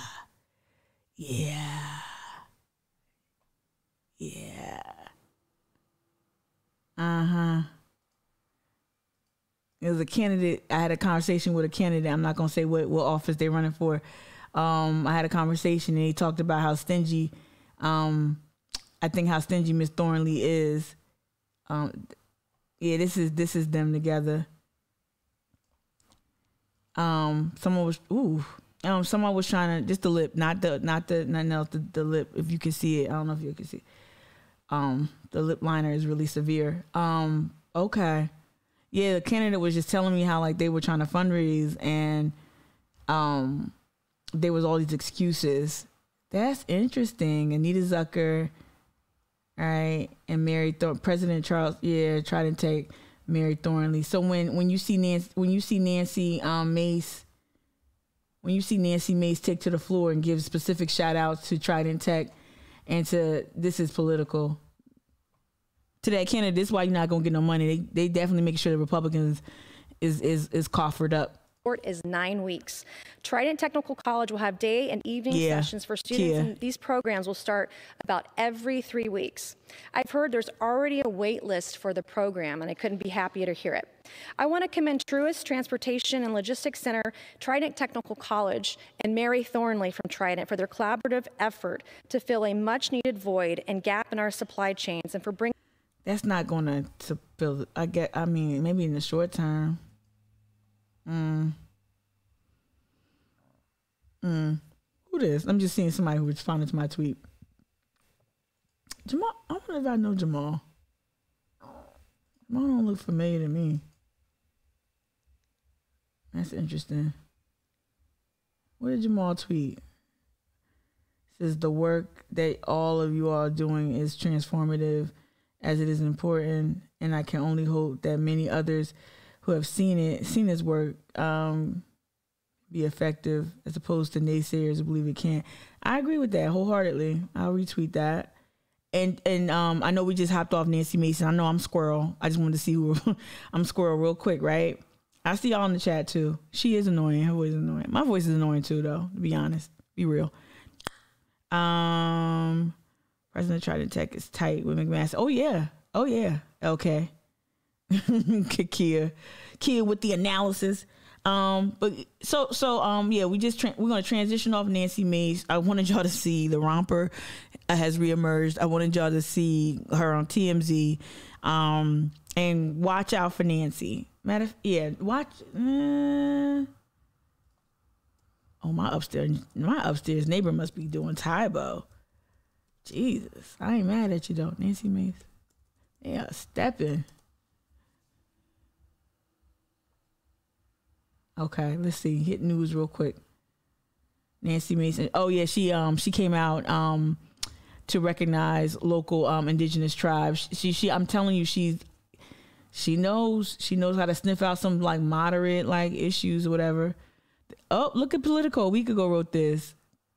After January 6th, one GOP freshman swung away from Donald Trump, then seemed to swing back until a recent vote that nudged her back away, right? She keeps going back and forth. Yeah, I'm not going to read another Nancy Mace think piece until like people start really just calling it out. Vanity Fair did a good job. 2 weeks ago, so SC Nancy Mace joins Democrats. Yeah, we covered that last before I went on break. All right, so let's get to, so we're off Nancy Mace. We definitely got to get to, let's close that out.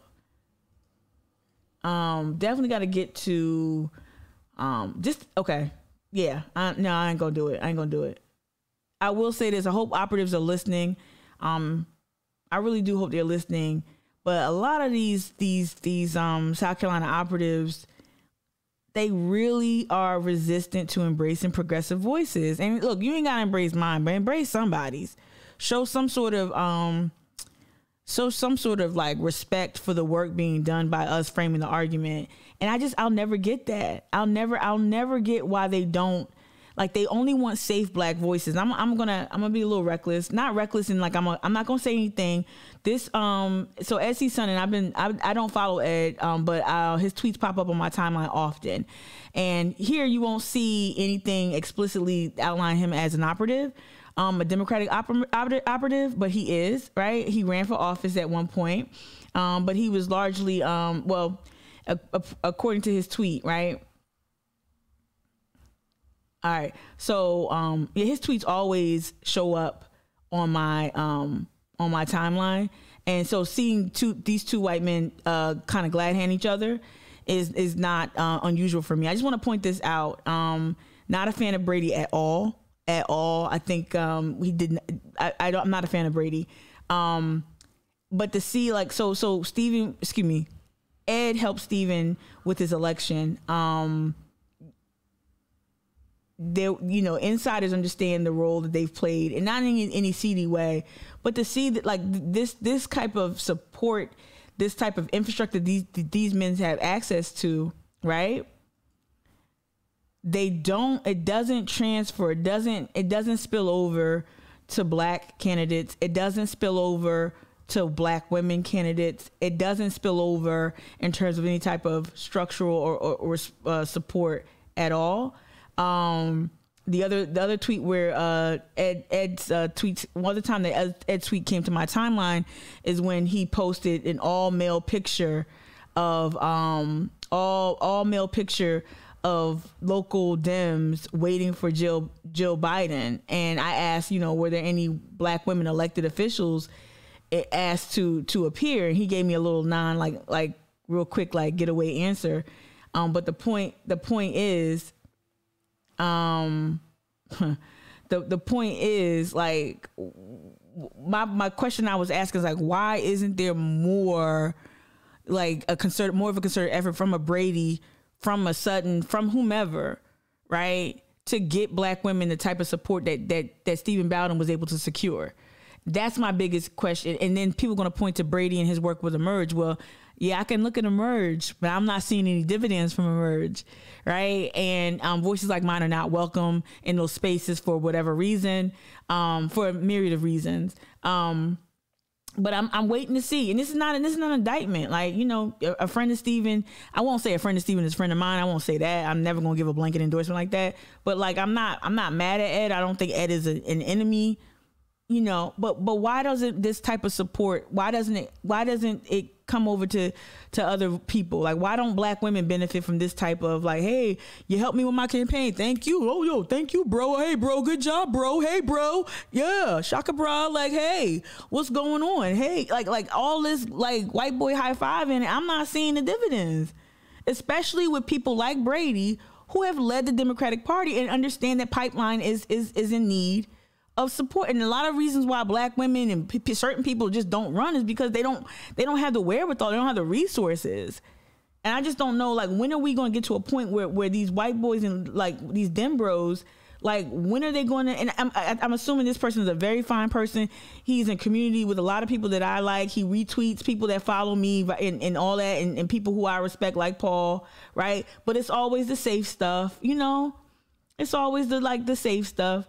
But like the white boy, Dem high fives, I just want to see some of the resources spill over to other people, right? I just want to see, right? I don't know. Billy Banks, it feels like Billy Banks is upstairs, tie-bone it up. Yeah.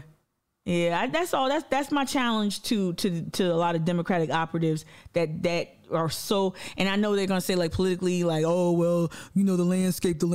Y'all gotta start laying down some infrastructure. Someday y'all gotta lay down some progressive infrastructure, because the state's getting like the world is getting browner, the country's getting browner. I know the census data said a lot of black people left, but guess who's coming?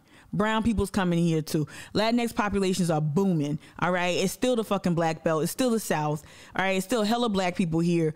When are we going to get progressive? When are you going to start laying the groundwork and stop leading and organizing from a position of fear? The local Democratic establishment, it's just so corny to me. They got so much credibility and resource. They know how to fundraise. They have access to tools. They know how to help you get access to tools. They know all this. It's just not getting down to the grassroots level to help other viable candidates. It's not. And then their fear of engaging progressive voices is really stupid. It's not going to bode well for them in the end, in my opinion. Right? All right. So let's get to last but not least. Let's get to Caroline Parker. Still haven't seen. Have y'all seen Carol Jackson come out and talk about her loss? Have y'all seen anything? All right, we might have to listen to Queen's closer. I know one thing. Quentin might have blocked me on Twitter. He might have. I don't know if he did or yet. Oh wow. Oh, he got J.A. Moore's wife up here. I don't know if he blocked me yet on, but I know one thing. I'm giving his content some clicks. So let's find the Caroline Parker interview, and then we're gonna try to find some more video. Here she is down here. Work on council, whether that be something, like flooding in their neighborhood, whether it's just basic services, sanitation. I'm gonna let her talk, and then I'm gonna go to Facebook. Anything like that. I know those are the bigger issues. We have a recreation center that I know folks on the island would love to see improvements done to. Traffic flow. I got you, Noah. We've seen some improvements, but we've also seen a lot of growth. So, but again, just the way to connect to folks. I mean, any way I can, any way I since filing, I've said in multiple ways, here's my phone number, call me. Right. I'll do the best I can. I will tell. It might take me a day or two, but I will talk to you. How's it doing this?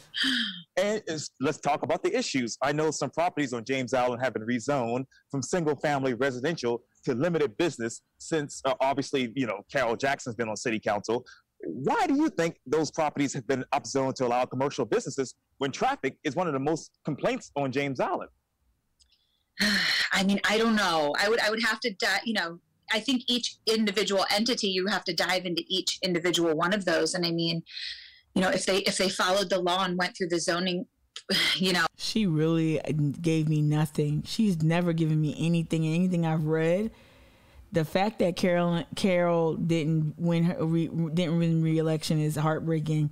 I hate when a decent candidate is just beat by more ground game, a better ground game. Just elbow grease. The zoning process and that's what was granted. I don't know. I mean, we do. I mean, I've come out in and out of. All right, Noah, let me read you. Oh, you responded to Kia earlier. Not that I don't love. Oh, so Dims are about as worthless as pinky toe. Noah, you wrote. You've been trying to figure out how to talk about them in a way that doesn't make things worse with unity in the left. Don't worry about that. But go ahead. I hear you though. I hear you. I'm like, don't worry about that though. It don't matter. You play the game. You play the unity game if you want. It don't matter. Power. People don't volunteer power. They don't gift it. You gotta grab it. And so they not gonna listen to you shake them and like shake tables, right? All right. I've been trying to figure out how to talk about them in a way that doesn't make things worse with unity on the left. Right. I got you. You also don't want to look like a hot. We don't want to look a hot mess out here. I got you, Noah. There's a few people in the Dems that are advocating for the issues that need it. It's just not the majority, clearly, right? But it feels like too easily it's too comfy, complacent position, right? And they only gravitate towards really safe voices. That's it, right? Get your drinks. Establishment at Dems are a big part, issue. Absolutely. Megsy, you said, what I want to know is why all of the Republican groups who hosted her and Harry didn't invite Weber. That's a good question, Megsy. Like, cause I thought that he would kind of be the one over there, like the it girl in the whole. Maybe he knew enough to stay. Maybe he said, like, I ain't going there. I ain't doing the cute shit. Maybe I don't know. But that's interesting because there's so many parallels. Like, I'm gonna let her keep talking, right? And then we're gonna go. I'm trying to go to her Facebook. Well, I don't know why that traffic is an issue and safety, of course. I don't know why the Facebook is looking like this on my screen, but this is wild. Of course, is an issue as well. I don't know. I think it definitely has to be sort of a case-by-case basis. Let me see if I can open up. Again, obviously, we know that Folly Road has become a very, very busy, more commercial area than residential. So we see that, we've seen that in West Ashley off of 61. We've seen it on a lot of roads. I think it was, kind of an inevitability. But again, I just have to do more research to see what we can do to help with the traffic flow in those particular instances. How will this, in your mind as a resident, impact the entire island with higher densities and more traffic? Right. And do you have a specific business that you're considering? Are you speaking to kind of the smaller, office type areas, or what in particular? Do you mind if I ask if there's a particular? I know there's some properties on James Island that have been rezoned from single family residential to limited business. He just repeated his question. Where do you stand on that? Again, I mean, if they went through the zoning process. So she can't speak even vaguely to zoning. I mean, I do believe in property rights, and if they went through the proper channels and followed all the laws, then, I assume they should be granted that. Again, I can't speak on a specific one because I wasn't involved. Wow. Okay. So this is a post from October 10th. It says, when my husband and I moved from Somerville over a decade ago to raise our family on James Island, we never had imagined the direction the city we love is currently headed, with political agendas being placed above residents' needs. We also never imagined at a time that I would be running for office, but I can no longer sit on the sidelines and simply hope common sense will be restored on city council. I'm running to restore common sense on city council to ensure James Island's voice is heard and that our needs be addressed. So this is what she ran on. She ran to defend the police, right? And that was a direct aim at defund the police. I really didn't pay attention to this chick. Alleviate flooding. That seems to be one that's a one size fits all for both Dems and for all candidates. Improve traffic flow, protect environment, stand up for small business, preserve. So they should look for the barrel, right? Look out for the barrel being lifted up as some sort of martyr or victim, right? Even though the barrel was caught red-handed, discriminating against and vandalizing the property of Black residents. Preserve Charleston's history. Whoa, Kimo Savi. What? I shouldn't say that. That's an old rap lyric that I keep saying. I didn't mean it. That might be a little offensive. There's an old rap lyric that's stuck in my head. I always used to say when I say whoa. Preserve Charleston's history. Responsibly manage tax dollars. Damn. Preserve Charleston's history. So she's signaling real heavy. Right? All right, scroll down. She did come up with the branding. First of all, you can do this on Canva. I ain't trying to shit on it, but you can do this on Canva. But she got branded materials, branded assets with her name on it would make elbow grease. So, okay, so they congratulated her on the win. And then you see this group right here, UPT Strategies. Caroline Parker for City Council, UPT Strategies. We're going to click on them in a second.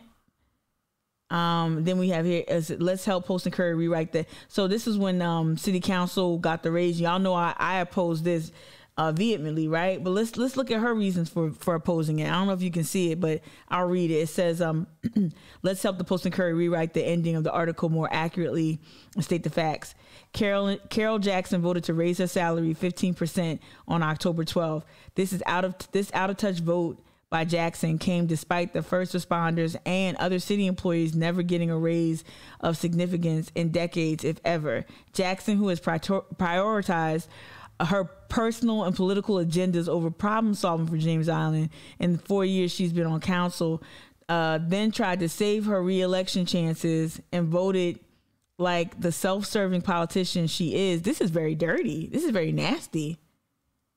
This is very nasty. The self-serving, like as a candidate, she said, "I'm going all in with the combative politics." Yes, self-serving politician. She's changing her vote on Tuesday. What? She is changing her vote on Tuesday, only knowing that the vote would pass regardless. Her opponent in the race, Caroline, this is her. Why would she speak like this? Who wrote this in third person? Okay.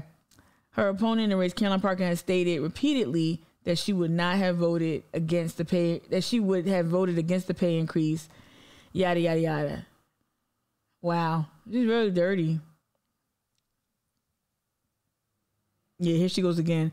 Unfortunately for James Allen, our current council member has prioritized politics over problem solving, right? So let's go back up real quick before we keep scrolling on her page.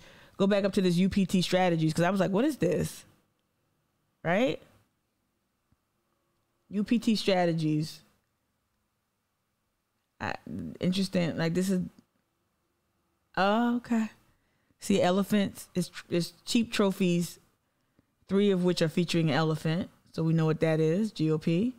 Well, let me read one of them.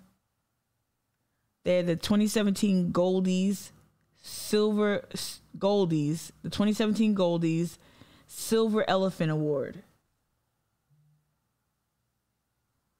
Direct mail excellence candidates. Wow, okay. So it's a GOP faction. Oh, look at this. One day ago, did Shealy even have any opposition?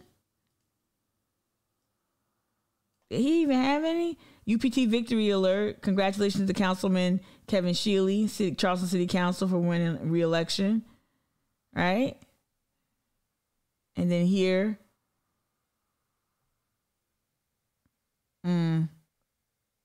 So she's a UPT strategies candidate. So I don't know what this endorsement means. Right? Let's go back to her page real quick. Defend the police. So she's been actively lifting up the barrel. So she reposted this disgusting post from the barrel. So we know what time it is with this.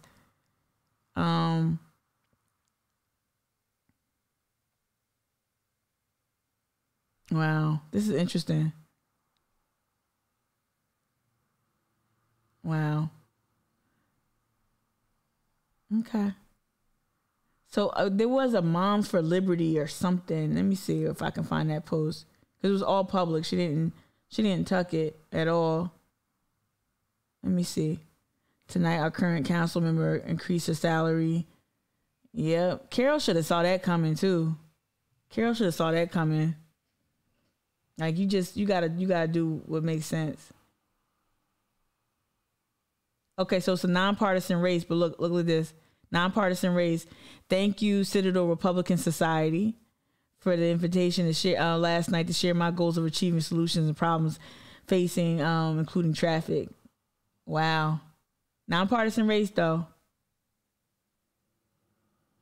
The ultimate outside. You're not an ultimate sweetie. You're not the ultimate outsider. She's trying to position herself as the ultimate outsider. What up, Alvin? Alvin, you says in my opinion, raising council salaries opens. Yeah. So okay, let me address that. Okay, because I gotta switch cameras on this, because Alvin, I love you like cook food. I do. I really do. Let me switch this up real quick. Yes, salaries for elected officials need to be competitive so that you can recruit more. You can have people who don't have to be lawyers, already, business owners. Like, that's what our city council is largely comprised of, people who already have degrees in law, who own, properties, who are landlords. We've had so many different, basically many developers on city council, people who are very business oriented, who have a number of interests. And so they can afford to run for office. And so when you don't have a competitive salary for certain for positions like city council, it's going to draw a certain type of candidate. I've heard that loud and clear, because last week I posted about the increase, right? Did they earn it? That was the whole thing I posted to my followers on Instagram. And then, so like Alvin, very astutely lifted up, we need competitive salaries. 100% agree. The conversation I'm trying to have, and Carolyn tried to do some janky political stuff, but the conversation I'm trying to have is that the timing and the aware, like the timing and the how it looks visually is not too cool, right? Upping the salaries when we don't have full transparency with the budgeting process, specifically with the police budget, right? Even though we know that the police, in the city are somewhat separate, they're not, right? We don't have transparency there. You didn't fund the special commission. You refused to fund it. Like, in its initial stage, you refused to fund it. It was purely led by amazing volunteers, right? they govern in a way that lacks transparency. Does this core of leaders deserve a raise? My argument is no. And why would you do it now after a year where you failed to show up for your constituents? How can you make the argument that not only are you going to get that cost of living increase, but you also are voting to authorize the 15% increase? To me, that sends a very mixed signal to the constituency. So I'm talking about the timing of the raises. And I'm talking about like why now and what it looks like visually. Like the optics of it aren't really great, and that's what Caroline. So like this was actually a good move by her. If you want to injure your opponent politically, you challenge whether or not you feel that person deserved that increase, and that's what I was trying to frame as well. Like that's how I was trying to frame it as well. So I'm 100% on board with that. I just feel like those are two different conversations.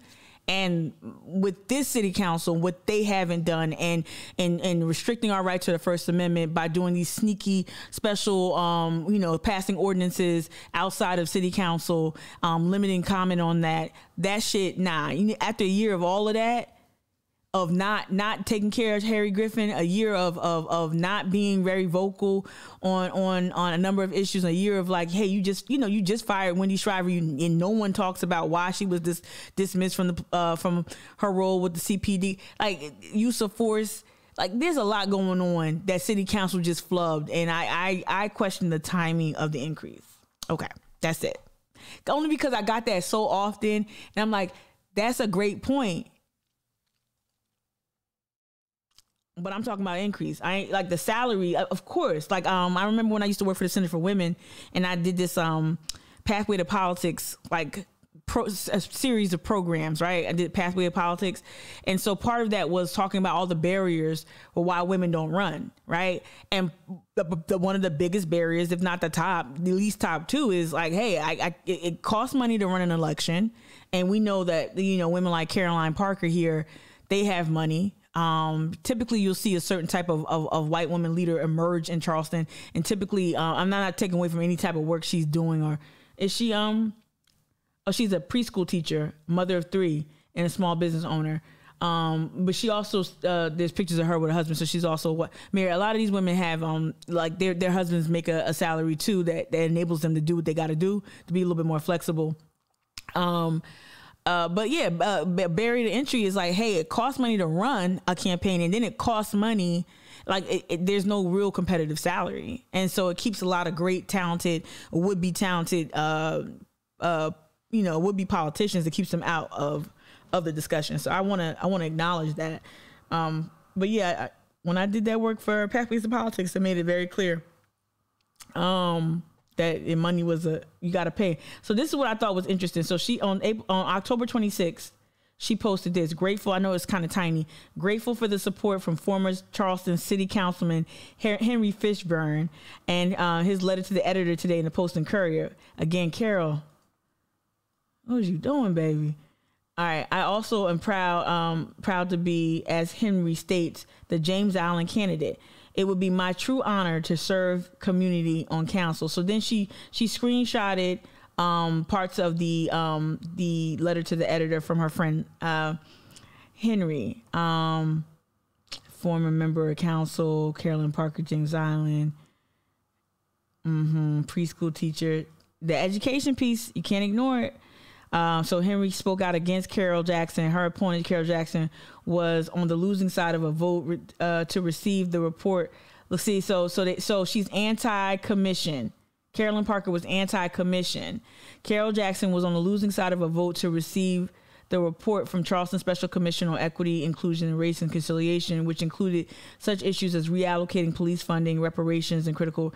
Again, it included just talking about those issues. There's no power from the city government to defund the police or award reparations. Mrs. Parker, a political outsider, her fresh perspective and enthusiasm for community are exactly what we need. So these are just dog whistles about race. I really wish I was tagged in so I could at least kind of talk about these issues. Absentee voting.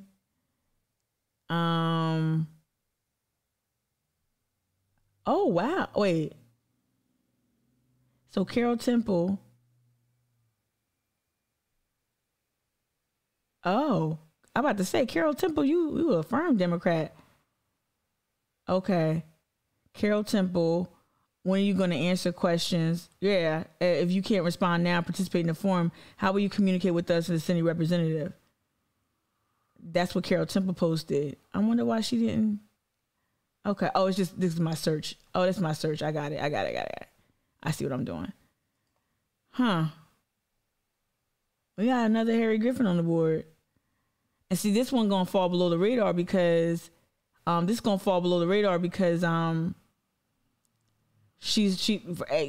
woman in the city, really struggles with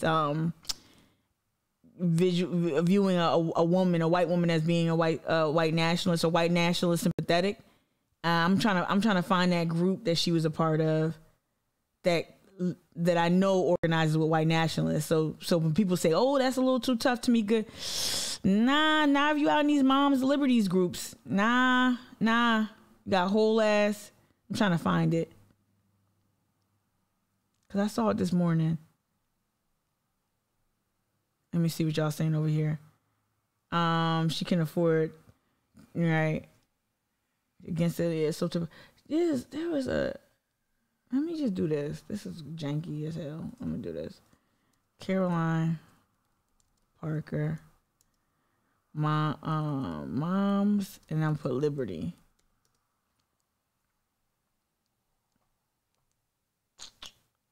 No. Let me see. Nope. I saw her earlier. It was one of those, and then y'all dropped it in the chat too. Y'all let me know that she was in some of these moms groups. Yeah. But anyway, she's proximate. I probably scrolled past it too fast. She's part of these very outspoken moms groups. And so they've organized with the Proud Boys. They've never really distanced themselves explicitly from the white nationalists. They let themselves be led by the likes of KKK Corey, who participated in insurrection. And those are the questions that you would hope acquaintance close-ups would ask. So I don't know, but let's fast forward. I have no clue what's in this interview. Problems. What is the quality of life on James Island right now, and particularly District 12? Well, I think the quality of life is great. I mean, I couldn't pick a better place to live right now. I mean, I truly, truly love this island. I kind of consider myself like an island girl. People are like, "Oh, hey, come over to Mount Pleasant," and I'm like, "Whoa, why would I do that? I like it over here." I'm just kidding. But I love Folly Beach. I love James Island. I think the quality of life is great, but obviously, I think I want to see the community connect more. I think community, like I said, is an integral part of this island and why I live here, chose to raise my family here. And I want to continue to, see it be this beautiful place. Okay.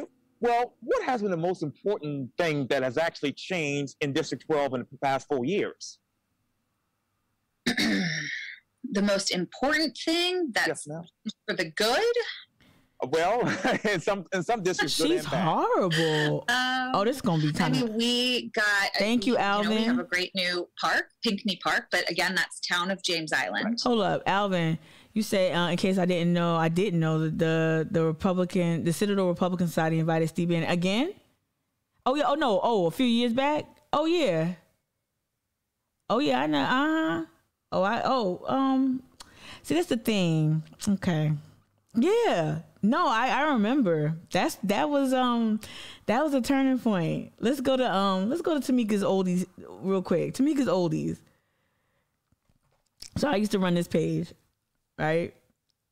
When I was running Women's March. And so I want to leave WhatsApp. Stop. So when I switched to talking about racial justice, because Women's March wasn't doing shit it was a horrible, toxic situation. Let's go to Alvin's point. I'm trying to find it. Oh yeah. Oh boy.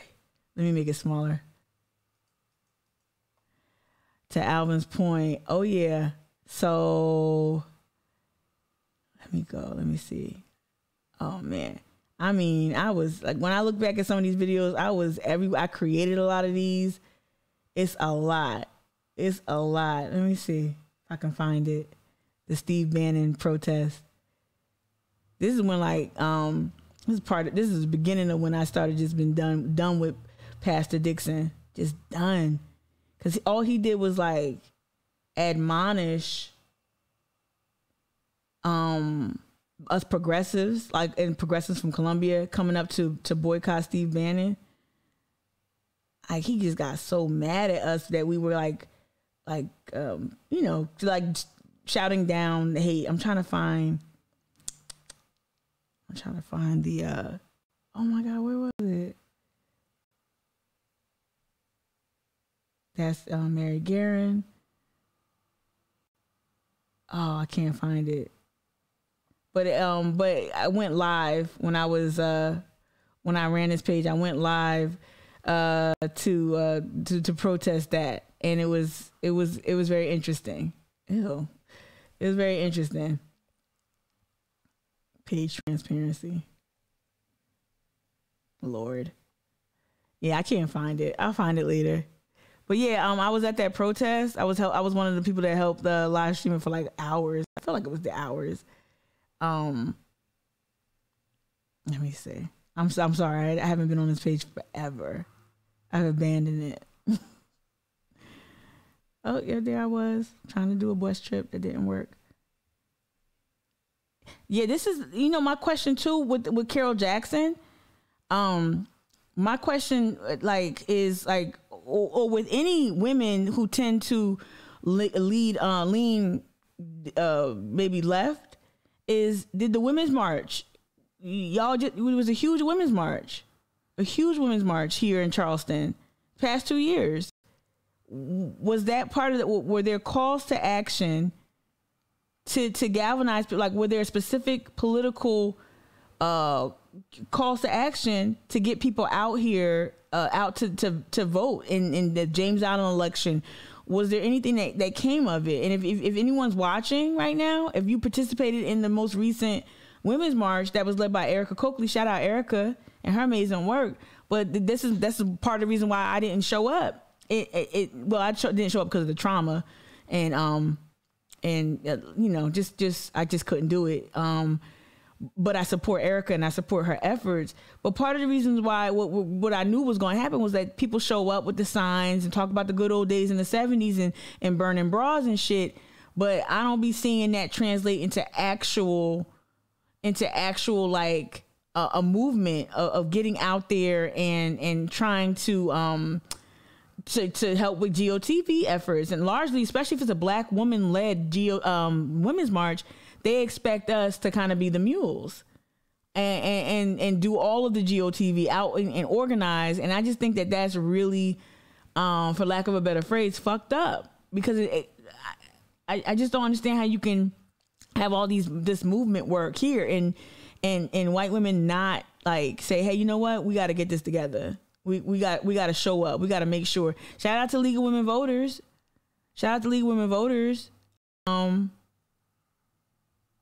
Who always do the good work, and the women involved with that are usually very diligent, all 365. But outside of that, I'm really trying to find it. Outside of that, I don't really be seeing it like that. Yeah, I was really trying to find it. What year was that, Alvin? Let me see. Yeah, 2017. Yeah, that's a lot of scrolling. That's a lot of scrolling.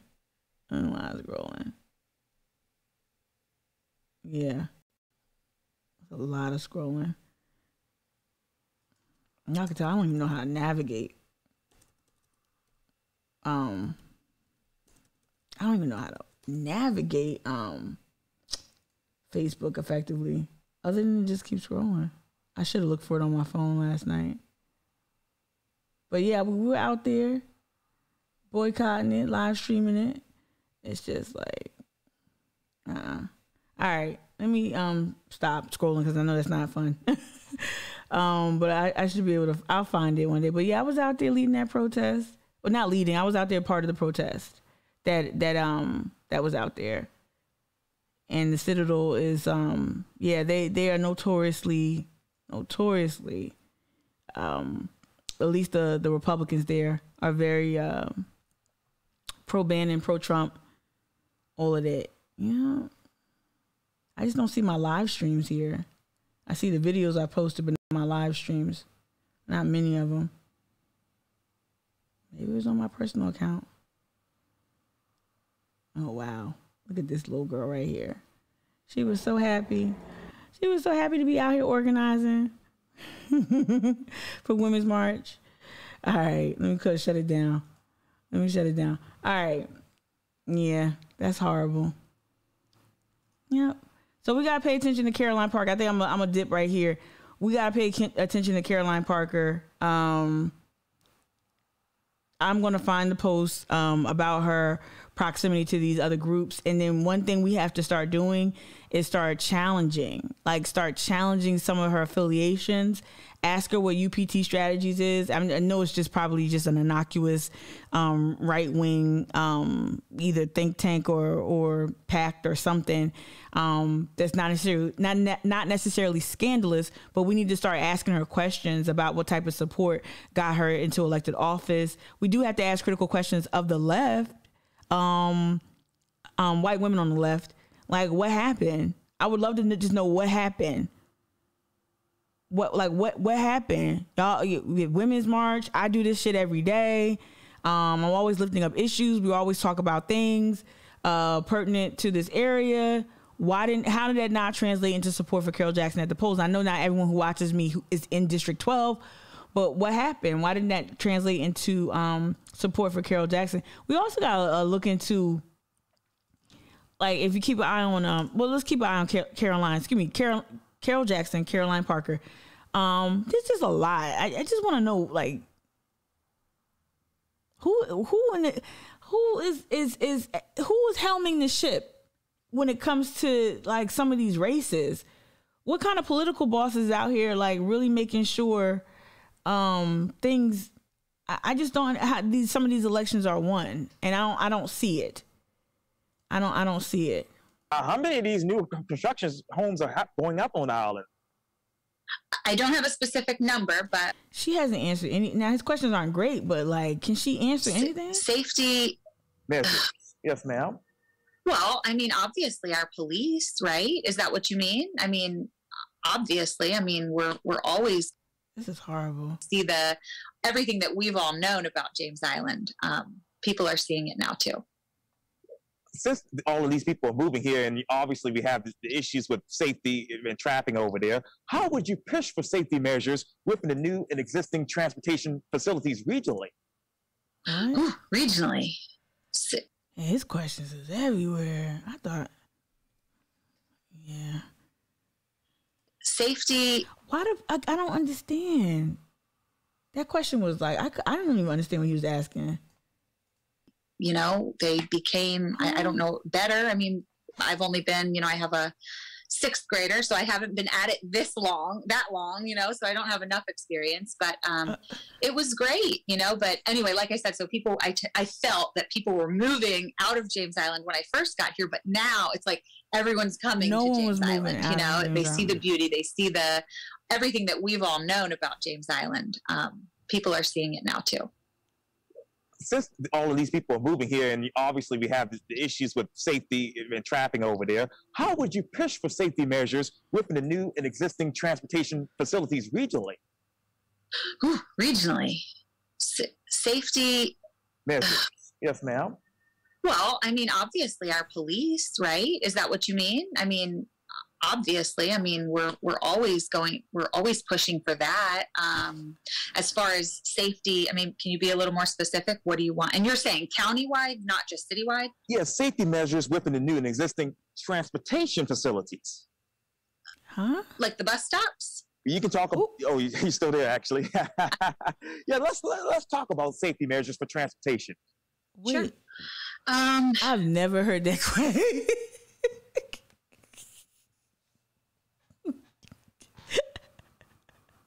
Wait, is there a rash of? She don't have no idea, but he don't have no idea either. He ain't helping her out. Part of it, like, don't get me out here defending her. I couldn't answer the goddamn question. Is there a rash of like assaults happening at bus stops or some shit? Let me call John Mitchell. What the fuck? Like, I don't understand. I just want to know. Okay. Let's see if there's any other like new city council. Let's see if there's any this week. Let's see if there's any. No news on her. No news. Nothing. This is weird. Like, no.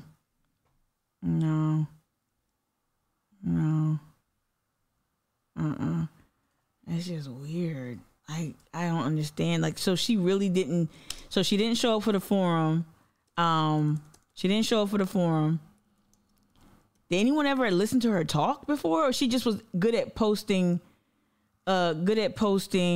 Like very Republican, Trumpian, QAnon, like, because if anyone watched that interview with her with Quentin's close-ups, she's disqualified like immediately. No. Anyway. Oh my God. Is he talking about escape routes? I have no clue, Megzy. That's a good question. That's an interesting ad. There's literally nothing on Carol Jackson. Like, you know what then? Did she make a comment? Anybody follow Carol Jackson? Did she make a comment? Did she say anything? Like, this is weird. All right. I'm gonna leave it there. And come back tomorrow. Coming back at 8 a.m. is the new start time. I'm gonna start making that more clear. It used to be 7:30 because I used to have a 9 to 5, so I wanted to get at least 90 minutes in. But now that I don't have a job that begins at 9 a.m., 8 a.m. is just better for me. So we'll start at 8, and we'll talk about some other local thing. I want to keep it local for the rest of the week, and then next week we'll start talking about maybe labor unions and organizing throughout the state, and so on and so forth. Yeah, we covered a lot. We talked about Police Chief Reynolds, cancer diagnosis, Nancy Mace on TMZ, Tim Scott and Condi. Oh, we didn't get here. Oh, wait. I always say goodbye and don't leave. I'm like a real black stereotype. Hold on. Let's see if we made any news this week. Yeah. Ooh. Oh, yeah. We got to watch this. We got to watch this. Hold on.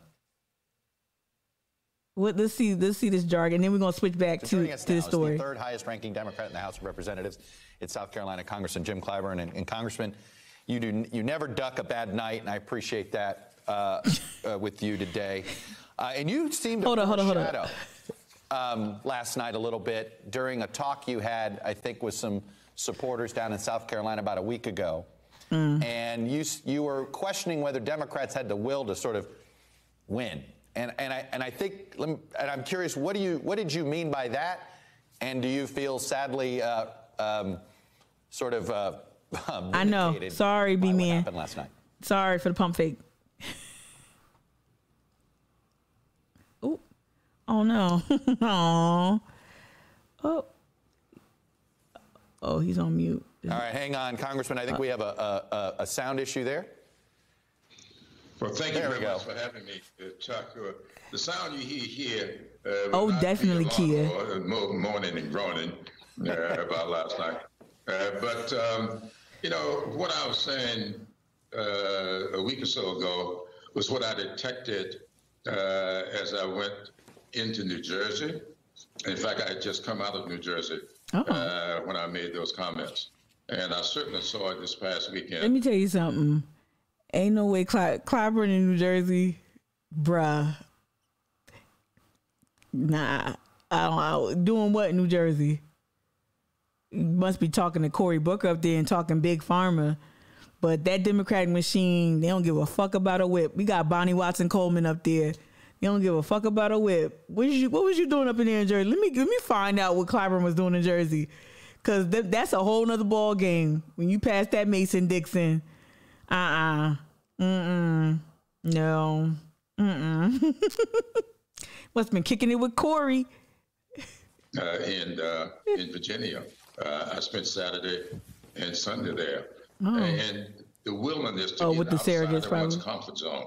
When I say developing the will to win, it means that sometimes you have to, in seeking common ground, get outside of your own comfort zone. So we're gonna listen to him. And I think there's too many and hop over here. Democrats wish to stay in the area that they feel most comfortable, and not seem to be afraid to take a chance on another person. And that's why I'm saying we've got to trust each other. Moderates have got to trust progressive got to trust moderates, and all in between of that, we've got these caucuses that we have to sit down, find common ground. And it takes some willingness to do that, which I had not seen. And I think the results from the moderates, from Sinema and Manchin specifically. So let's read the reporting from Thomas Novelli at the Post and Courier. U.S. Rep. Jim Clyburn said the GOP's victory in Virginia's governor's race should have been expected amid a fractured Democratic Party, and is a wake-up call. Man, you a whole ass whip. Get the fuck out of here. You expected defeat? Come on. All right, wake-up call ahead of the 2022 midterms. Bitch, y'all about to go down in extra flames. Extra fucking flames. All right? It didn't come as a surprise to me. I don't understand why you would ever admit that. I don't know why you would ever come out and admit that. Like that. It didn't come as a surprise to me. Clyburn, Democrat, South Carolina, told the Post and Courier on November 3rd, we need to get outside of our comfort zones. The moderates need to be more trust. We just heard him say this on MSNBC. As Key has pointed out, they got him on lock. He's on like Sunday, Monday, Tuesday, Wednesday, Thursday, Friday, Saturday. He is on there. Okay, the moderates need to be more trusting of progressive, blah, blah, blah, blah, blah. Empty jargon. They don't say shit. Break it down. Break down the numbers. Me and my friends have been breaking down numbers. Break down the numbers. Clyburn's comments come after Democratic elder statesmen of the Democratic elder statesmen of South Carolina politics spent the past week campaigning in Virginia to help Terry McAuliffe against GOP rival Glenn Youngkin. Let me tell you something. Clinton keep her friends real close. Clyburn is a Clinton friend like you ain't never believe. And we know McAuliffe and the Clintons. We know they go way back. They go way back. I was gonna say something stupid. Youngkin, however, pulled the upset, defeating McAuliffe by a 51% to 48% margin a year. And how can that be a mandate, y'all? Seriously, that's almost like it was a close. It was a close win. Like, how can that, like, the fact that Democrats haven't gotten out ahead of this, like, look, he didn't lose that bad. I know that doesn't sound good to say that, but you need to find a way to say, ain't like he lost by a landslide. Like, this is not a mandate.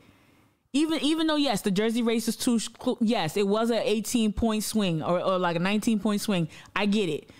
Virginia carried Biden by X amount, and then I get that. It's definitely loss of ground, but let's chill out with this is a mandate in a landslide. Like, let's chill out with that.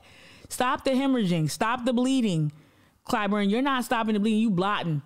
It's like I got a bullet hole in my arm and you just giving me some tissue paper from the bathroom. Stop the bleeding. Stop the hemorrhaging. Get a hold of the narrative. But nope, you talking about moderation still. Dr. Claw on the Twitch chat, you said the moderates are not to be trusted. Let them go to the GOP. Yeah, you want to be Diet MAGA? Go over there. Go over there. Dr. Claw, you went on to say that the Virginia Democratic Party sent out mailers with Youngkin and Trump that looked like real Trump mailers. Exactly. I wouldn't be surprised if they did that shit on purpose. Yeah, the Clintons need to be heated from the earth. Never heard of that. You mean jetted? They a whole mess. Youngkin, how it pulled a defeat, won a landslide though. Cut it out. Additionally, South Carolina native, why they keep doing it? Oh, okay. Additionally, South Carolina native and former Senate candidate Jamie Harrison, chairman of the DNC committee, right? The DNC, excuse me, has been spending months orchestrating massive party support in Old Dominion in the man, Jamie, Jamie, you've been raising money. That's what you've been out there doing. All right, you've been raising money. You getting surrogates out. You bringing Obama out. You bringing Kamala out. You bringing Joe out. That wasn't the ground game you needed. Surrogates don't work like that. Democrat surrogates do not work like that. They don't. So like, what is y'all doing? Virginia, it's all about it's all on the line. Tuesday, Harrison tweeted, yeah, Republicans want to roll back. Y'all didn't work in OG right here. You didn't work to give McCullough something to run on, something to point to. I'm gonna say it again, broken record. If the Democrats could point to the scoreboard like, yo, we expanded Medicaid, you know, we expanded these benefits, we got you this, we got paid leave, if you would have had that, that's half the battle. Nope. Indicate that willingness to do so was not there. Let me split this up into a few places. Let's start with the issue of the rural problem for Democrats. You know, we talked a lot last night. Oh, Glenn Youngkin. And don't ever let the host tell you what the issue is. Like, don't ever, like, when they present it, we'll try to pivot. If they try to view something, or especially Chuck Todd and his whack ass, gotta pivot. Let's see if he pivots away from, like, even acknowledging that there's a rural problem, even though there is a rural problem. And Jack Ciattarelli, they were able to chip away at the suburbs. But when was the last time Democrats chipped away in the rural areas? And you saw, I don't know if you were able to see the numbers we showed, whatever advantage Terry McAuliffe got out of Northern Virginia, which was significant, got erased by the gangbuster turnout in the rural parts. And by the way, you saw this firsthand. This is what happened to Jamie Harrison in South Carolina. Well, there's a number of things when you talk about there. comfort zone, that's the first thing that came to my head. I don't think Democrats are comfortable campaigning in rural America, and they don't go, and it becomes self-fulfilling. You're absolutely correct about that. And that's why it was coming out of Jamie Harrison's experience. It's so hard for me sometimes to be tough on him because he looks so much like my fucking dad. It's crazy. Sometimes it's hard for me to be, like, critical of him. Because he been in this a long time. A lot of this is him trying to build his legacy so he can just go ahead and do, a bomb-ass dismount for himself and his family, and secure spots for his daughters. But so the rural thing is something that the press has run with, and it's definitely a valid call out. It's a valid concern. But what I would say, that for me, less rural, more working class. Make this a working class conversation. And Democrats, especially here in the South, have abandoned those blue collar workers. They have not made a great case on how to improve the quality of life for blue collar workers here in the South, in rural pockets, and not just black rural pockets, but but white rural pockets. They've not made a compelling argument as to how they can help improve the material circumstances for folks. And I would think that the Dems across the board, across the country, abandoning labor unions, abandoning the voters that used to vote for you, used to show up for you. Right? Like the 2nd congressional district in South Carolina that went for Obama twice, right? Winnable. And like my friend Phil pointed out, Phil Dudley, who's now on the West Coast, but was over here running Mary Garrett's campaign and also worked on the Beto O'Rourke campaign when Beto was a candidate for the Democratic primary, the presidential primary. Phil pointed out, like, Mia McLeod probably should have ran for the 2nd, which is somewhat, you can make an argument is winnable, right? But why can't you go to those areas like the 2nd that went for Obama twice and then flipped for Trump? Why can't you go there and start trying to build back infrastructure, like build back your organizational infrastructure there? And like, why can't you connect with the workforce labor unions? Why can't you make their concerns? Why can't you get a finger on the pulse of their concerns? I don't understand why you won't. So when they say rural, yeah, like when I think rural in the South, almost everything's rural. But so I'm not trying to be sloppy with this analysis. I'm just trying to say that, to me, abandoning the worker has shown to be detrimental across the board. And what I'm seeing in rural pockets of Jersey, what I'm seeing in rural pockets of Virginia, and then now here in rural, this state has been securely red, so it's very different from New Jersey and Virginia. But what I'm seeing is the losing of ground when it comes to the workforce. And then you got, let me see what y'all saying, because I don't know, I might be saying a lot. Hey, what's up, Australia? Let me see. LK, you said the DNC bending over backwards. Trash Bernie right now. Yeah, right. Bernie's nom. Right. The first time was a wake up call. Yep. Going down a little bit. Dr. Claude, you said the Dems getting chipped in at the suburbs is a story, but they don't go there. They don't. And even Jeremy Harrison, he got all that money. He trusted them polls. And polls like, oh, he's competitive with Lindsey Graham. He was definitely outraising the fuck out of Lindsey. But I don't expect anything less from a lobbyist. So raise money. That's what you need to do. But Jamie didn't knock on no doors. I did not listen to terrestrial radio like that. But I listen to it more than I typically would. I'm talking about urban radio. So whether it's the gospel stations or whether it's whether it was the hip hop station, urban radio, like whatever it was, I listened more. I did not hear Jamie ads there. He was not trying to court and get in the face of black people. He was not in those rural pockets. They said, oh, COVID, so we're going to do all these drive-in rallies. I think that was a huge mistake. I know. I gotta get back into the time and the mind frame. I was terrified too. I didn't want to bring the virus home to my parents. But I think that, maybe the drive-through rallies was cute on the large scale with the large groups, right? When Obama's coming. But I actually think that there were so many Democratic campaigns who refused to do the retail politics part, and it ended up costing them later on. And Jamie was one of them. There was no door knock. There were ways for you to door knock and canvas without making contact with people, especially being outside. And at that point, we learned that being outside was better than being enclosed in spaces, right? So you could have been 6 feet apart, masked up, and talking to these folks. You could have been talking to them through their door, even. You know what I mean? Like, there was just none of that, and you still see that going on now. With the Dems, there is no ground game in this state. There is no leadership. You got a pithy Trav Robertson. I don't know what Trav is doing. I don't have a clue. K Slaughter, you wrote something in the chat. You said I was reading an article saying that VA governor election is always won by the party opposite the White House, right? So yeah, it wasn't, and even when Jersey, if Jersey felt so, like I said this after Kia was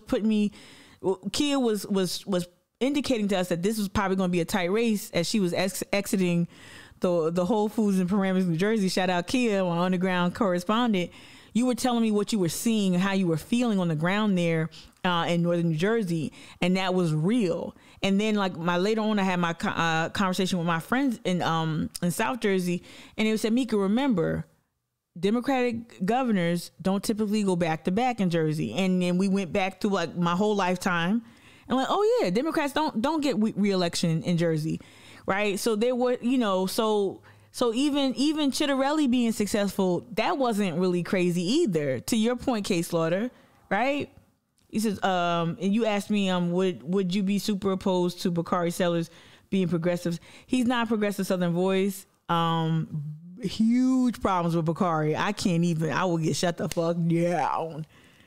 I'm gonna leave it there. There's a couple of things I can't say. I'm not a huge fan of Bakari Sellers. I think Bakari is needed. I think Bakari occupies a role that's important. Clyburn was not letting that. So y'all know this, that Bakari was supposed to be like heir apparent to Clyburn's seat. But every time that Bakari would try to like tip his toe in the water, Clyburn was like, young buck, no. Yeah, thank you, KCJ 18. Thank you. No. Yeah, Clyburn made sure Bakari don't sniff nothing in that district. And he's definitely lining things up for his daughters. His daughters or someone else could take his seat when he does choose to retire. But he don't even like talking about his retirement because he's not finished building out his legacy. But no Bakari. It's too much. Too much. I ain't even talking about the stuff y'all can Google. I ain't talking about that.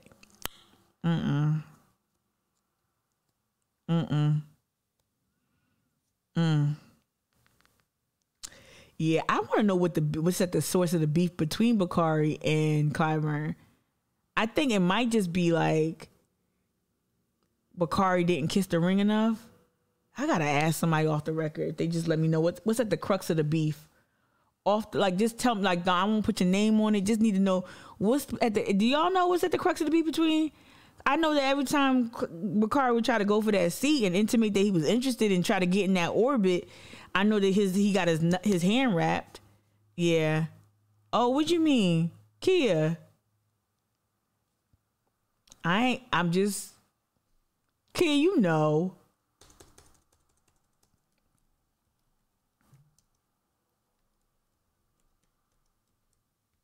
This is just the public shit. Right? So this just the public shit. This man represents you, and he's accused of violating his own set of rules. Stay still for me, okay? Tonight at 11, Jody Barr uncovers video this lawmaker doesn't want you to see. 1, 2, 3, excuse me, 4, 1,006, excuse me, 1,000. Oh. We just want to ask you about this traffic stop. Were you driving under the influence that night? WIS investigates tonight. What did I do that was not appropriate? There's a couple of those. Not just that, but yeah. There's a couple of those out there. Yeah.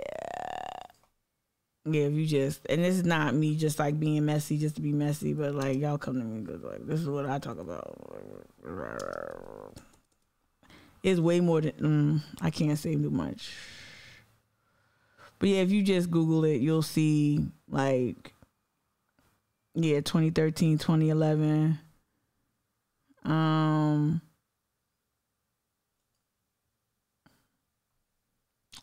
Rep Bakari Sellers says he was charged with DUI. This was 2016. This is when he announced he was sponsorship of the HPV vaccine. Yeah, driving under influence. Oh, this was back in the 12 to 28. Yeah. There's some other stuff too. Yeah. Yeah.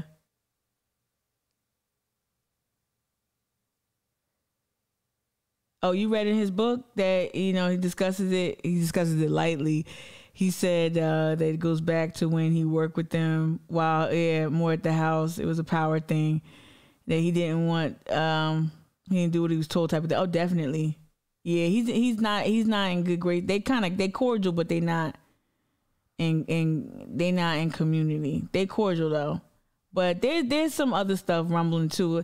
I'm trying to clock Bakari and figure out what he's trying to do politically. He is remaining very very relevant. He's staying in the spotlight, and that's because he's trying to position himself. I'm just not quite sure. I'm just not quite sure as to what it is. Case Law there, you say elitism is always going to be the downfall of Dems. Yep. Yeah, Bakari was really trying. I'm just so he was trying to figure out what seats is more. So he's not going to run for governor. He's probably got an eye on a congressional seat, and I'm thinking that. And if the sixth one, if Clyburn ain't gonna give it up or start positioning him as an heir apparent, then I'm trying to figure out where else could he go for.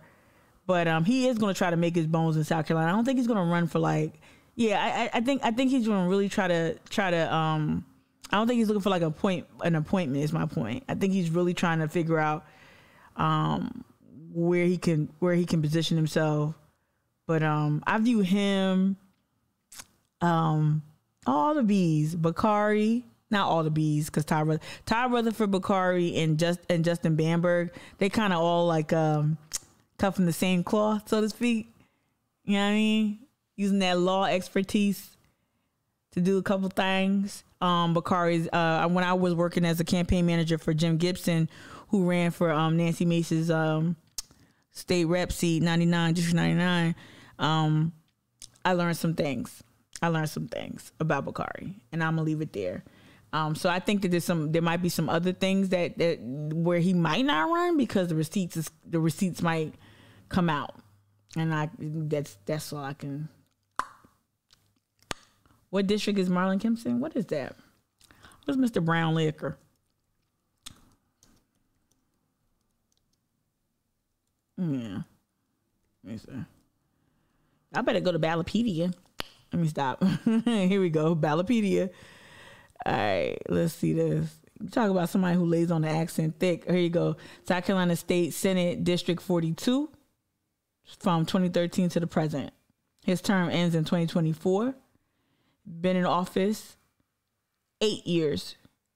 Base salary $10,000 a year. You know he's a lawyer, right? Per diem, $173 a day.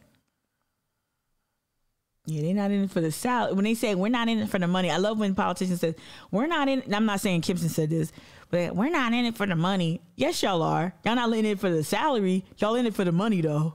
Get the fuck out of here. Like, what you mean? What the fuck you mean? Right? And we're not in it for the money. Yes, you is. Most of them are. You in it for how you can set yourself up. Look at Ty Rutherford in the earmarks. Don't tell me you don't give your mother-in-law a $500,000, like you don't give her nonprofit $500,000 because they're doing great work. That's you getting a cut. Like so many please, and OGs have sat me down, like OGs, all kinds of OGs have sat me down and tell me how it works, and we know how it works. But so much is bought and purchased. It's all about the money. When a candidate comes out and makes a point to keep saying, I'm not in it for the money, my salary's peanuts. First of all, look what they do for a living, lawyer, right? So he's gonna be all right. All right. We'll also look at like what kind of deals, and look at look at what they're doing with earmarks. Look at what they're doing with zoning and annexation. Look what they're doing with pro-business legislation. Look at all that shit, because you'll see how they benefit, right? What you talking about? Who's GF? Who's GF is Benita? You always trying to drop Benita in this. Basically saying don't kiss the ring enough. Yep. Okay. All right. Now I'm really gonna dip. I'm hungry. All right. So I'm hungry. Yeah. So we'll talk tomorrow more. Thank y'all for hanging with me, indulging me. Sorry for the pump fake. I'm out for real. I appreciate this. Wanted to talk about Timmy. Wanted to talk about Nancy. Wanted to talk about Caroline. We not done with Caroline, and we got to start making sure that people start asking Caroline some really pointed questions. For real. For real. Yeah. Yeah. The poll clerk where you work, B-Man. Your husband, city council for a while. I said the poll clerk you work with this year's husband was on city council for a while. They travel all the time. Who traveled all the time? Wait. Every city council here gets loads of perks. Yeah, beyond salary. Loads. Yep. What you talking about, Kia? That's not true. What you talking about? They pictures somewhere? I'm blocked. She blocked me. I blocked her, so I don't know. Anyway, Kia, you messing. Anyway. I'll holler at you later. I appreciate y'all. See you tomorrow morning at 8 a.m. Bye.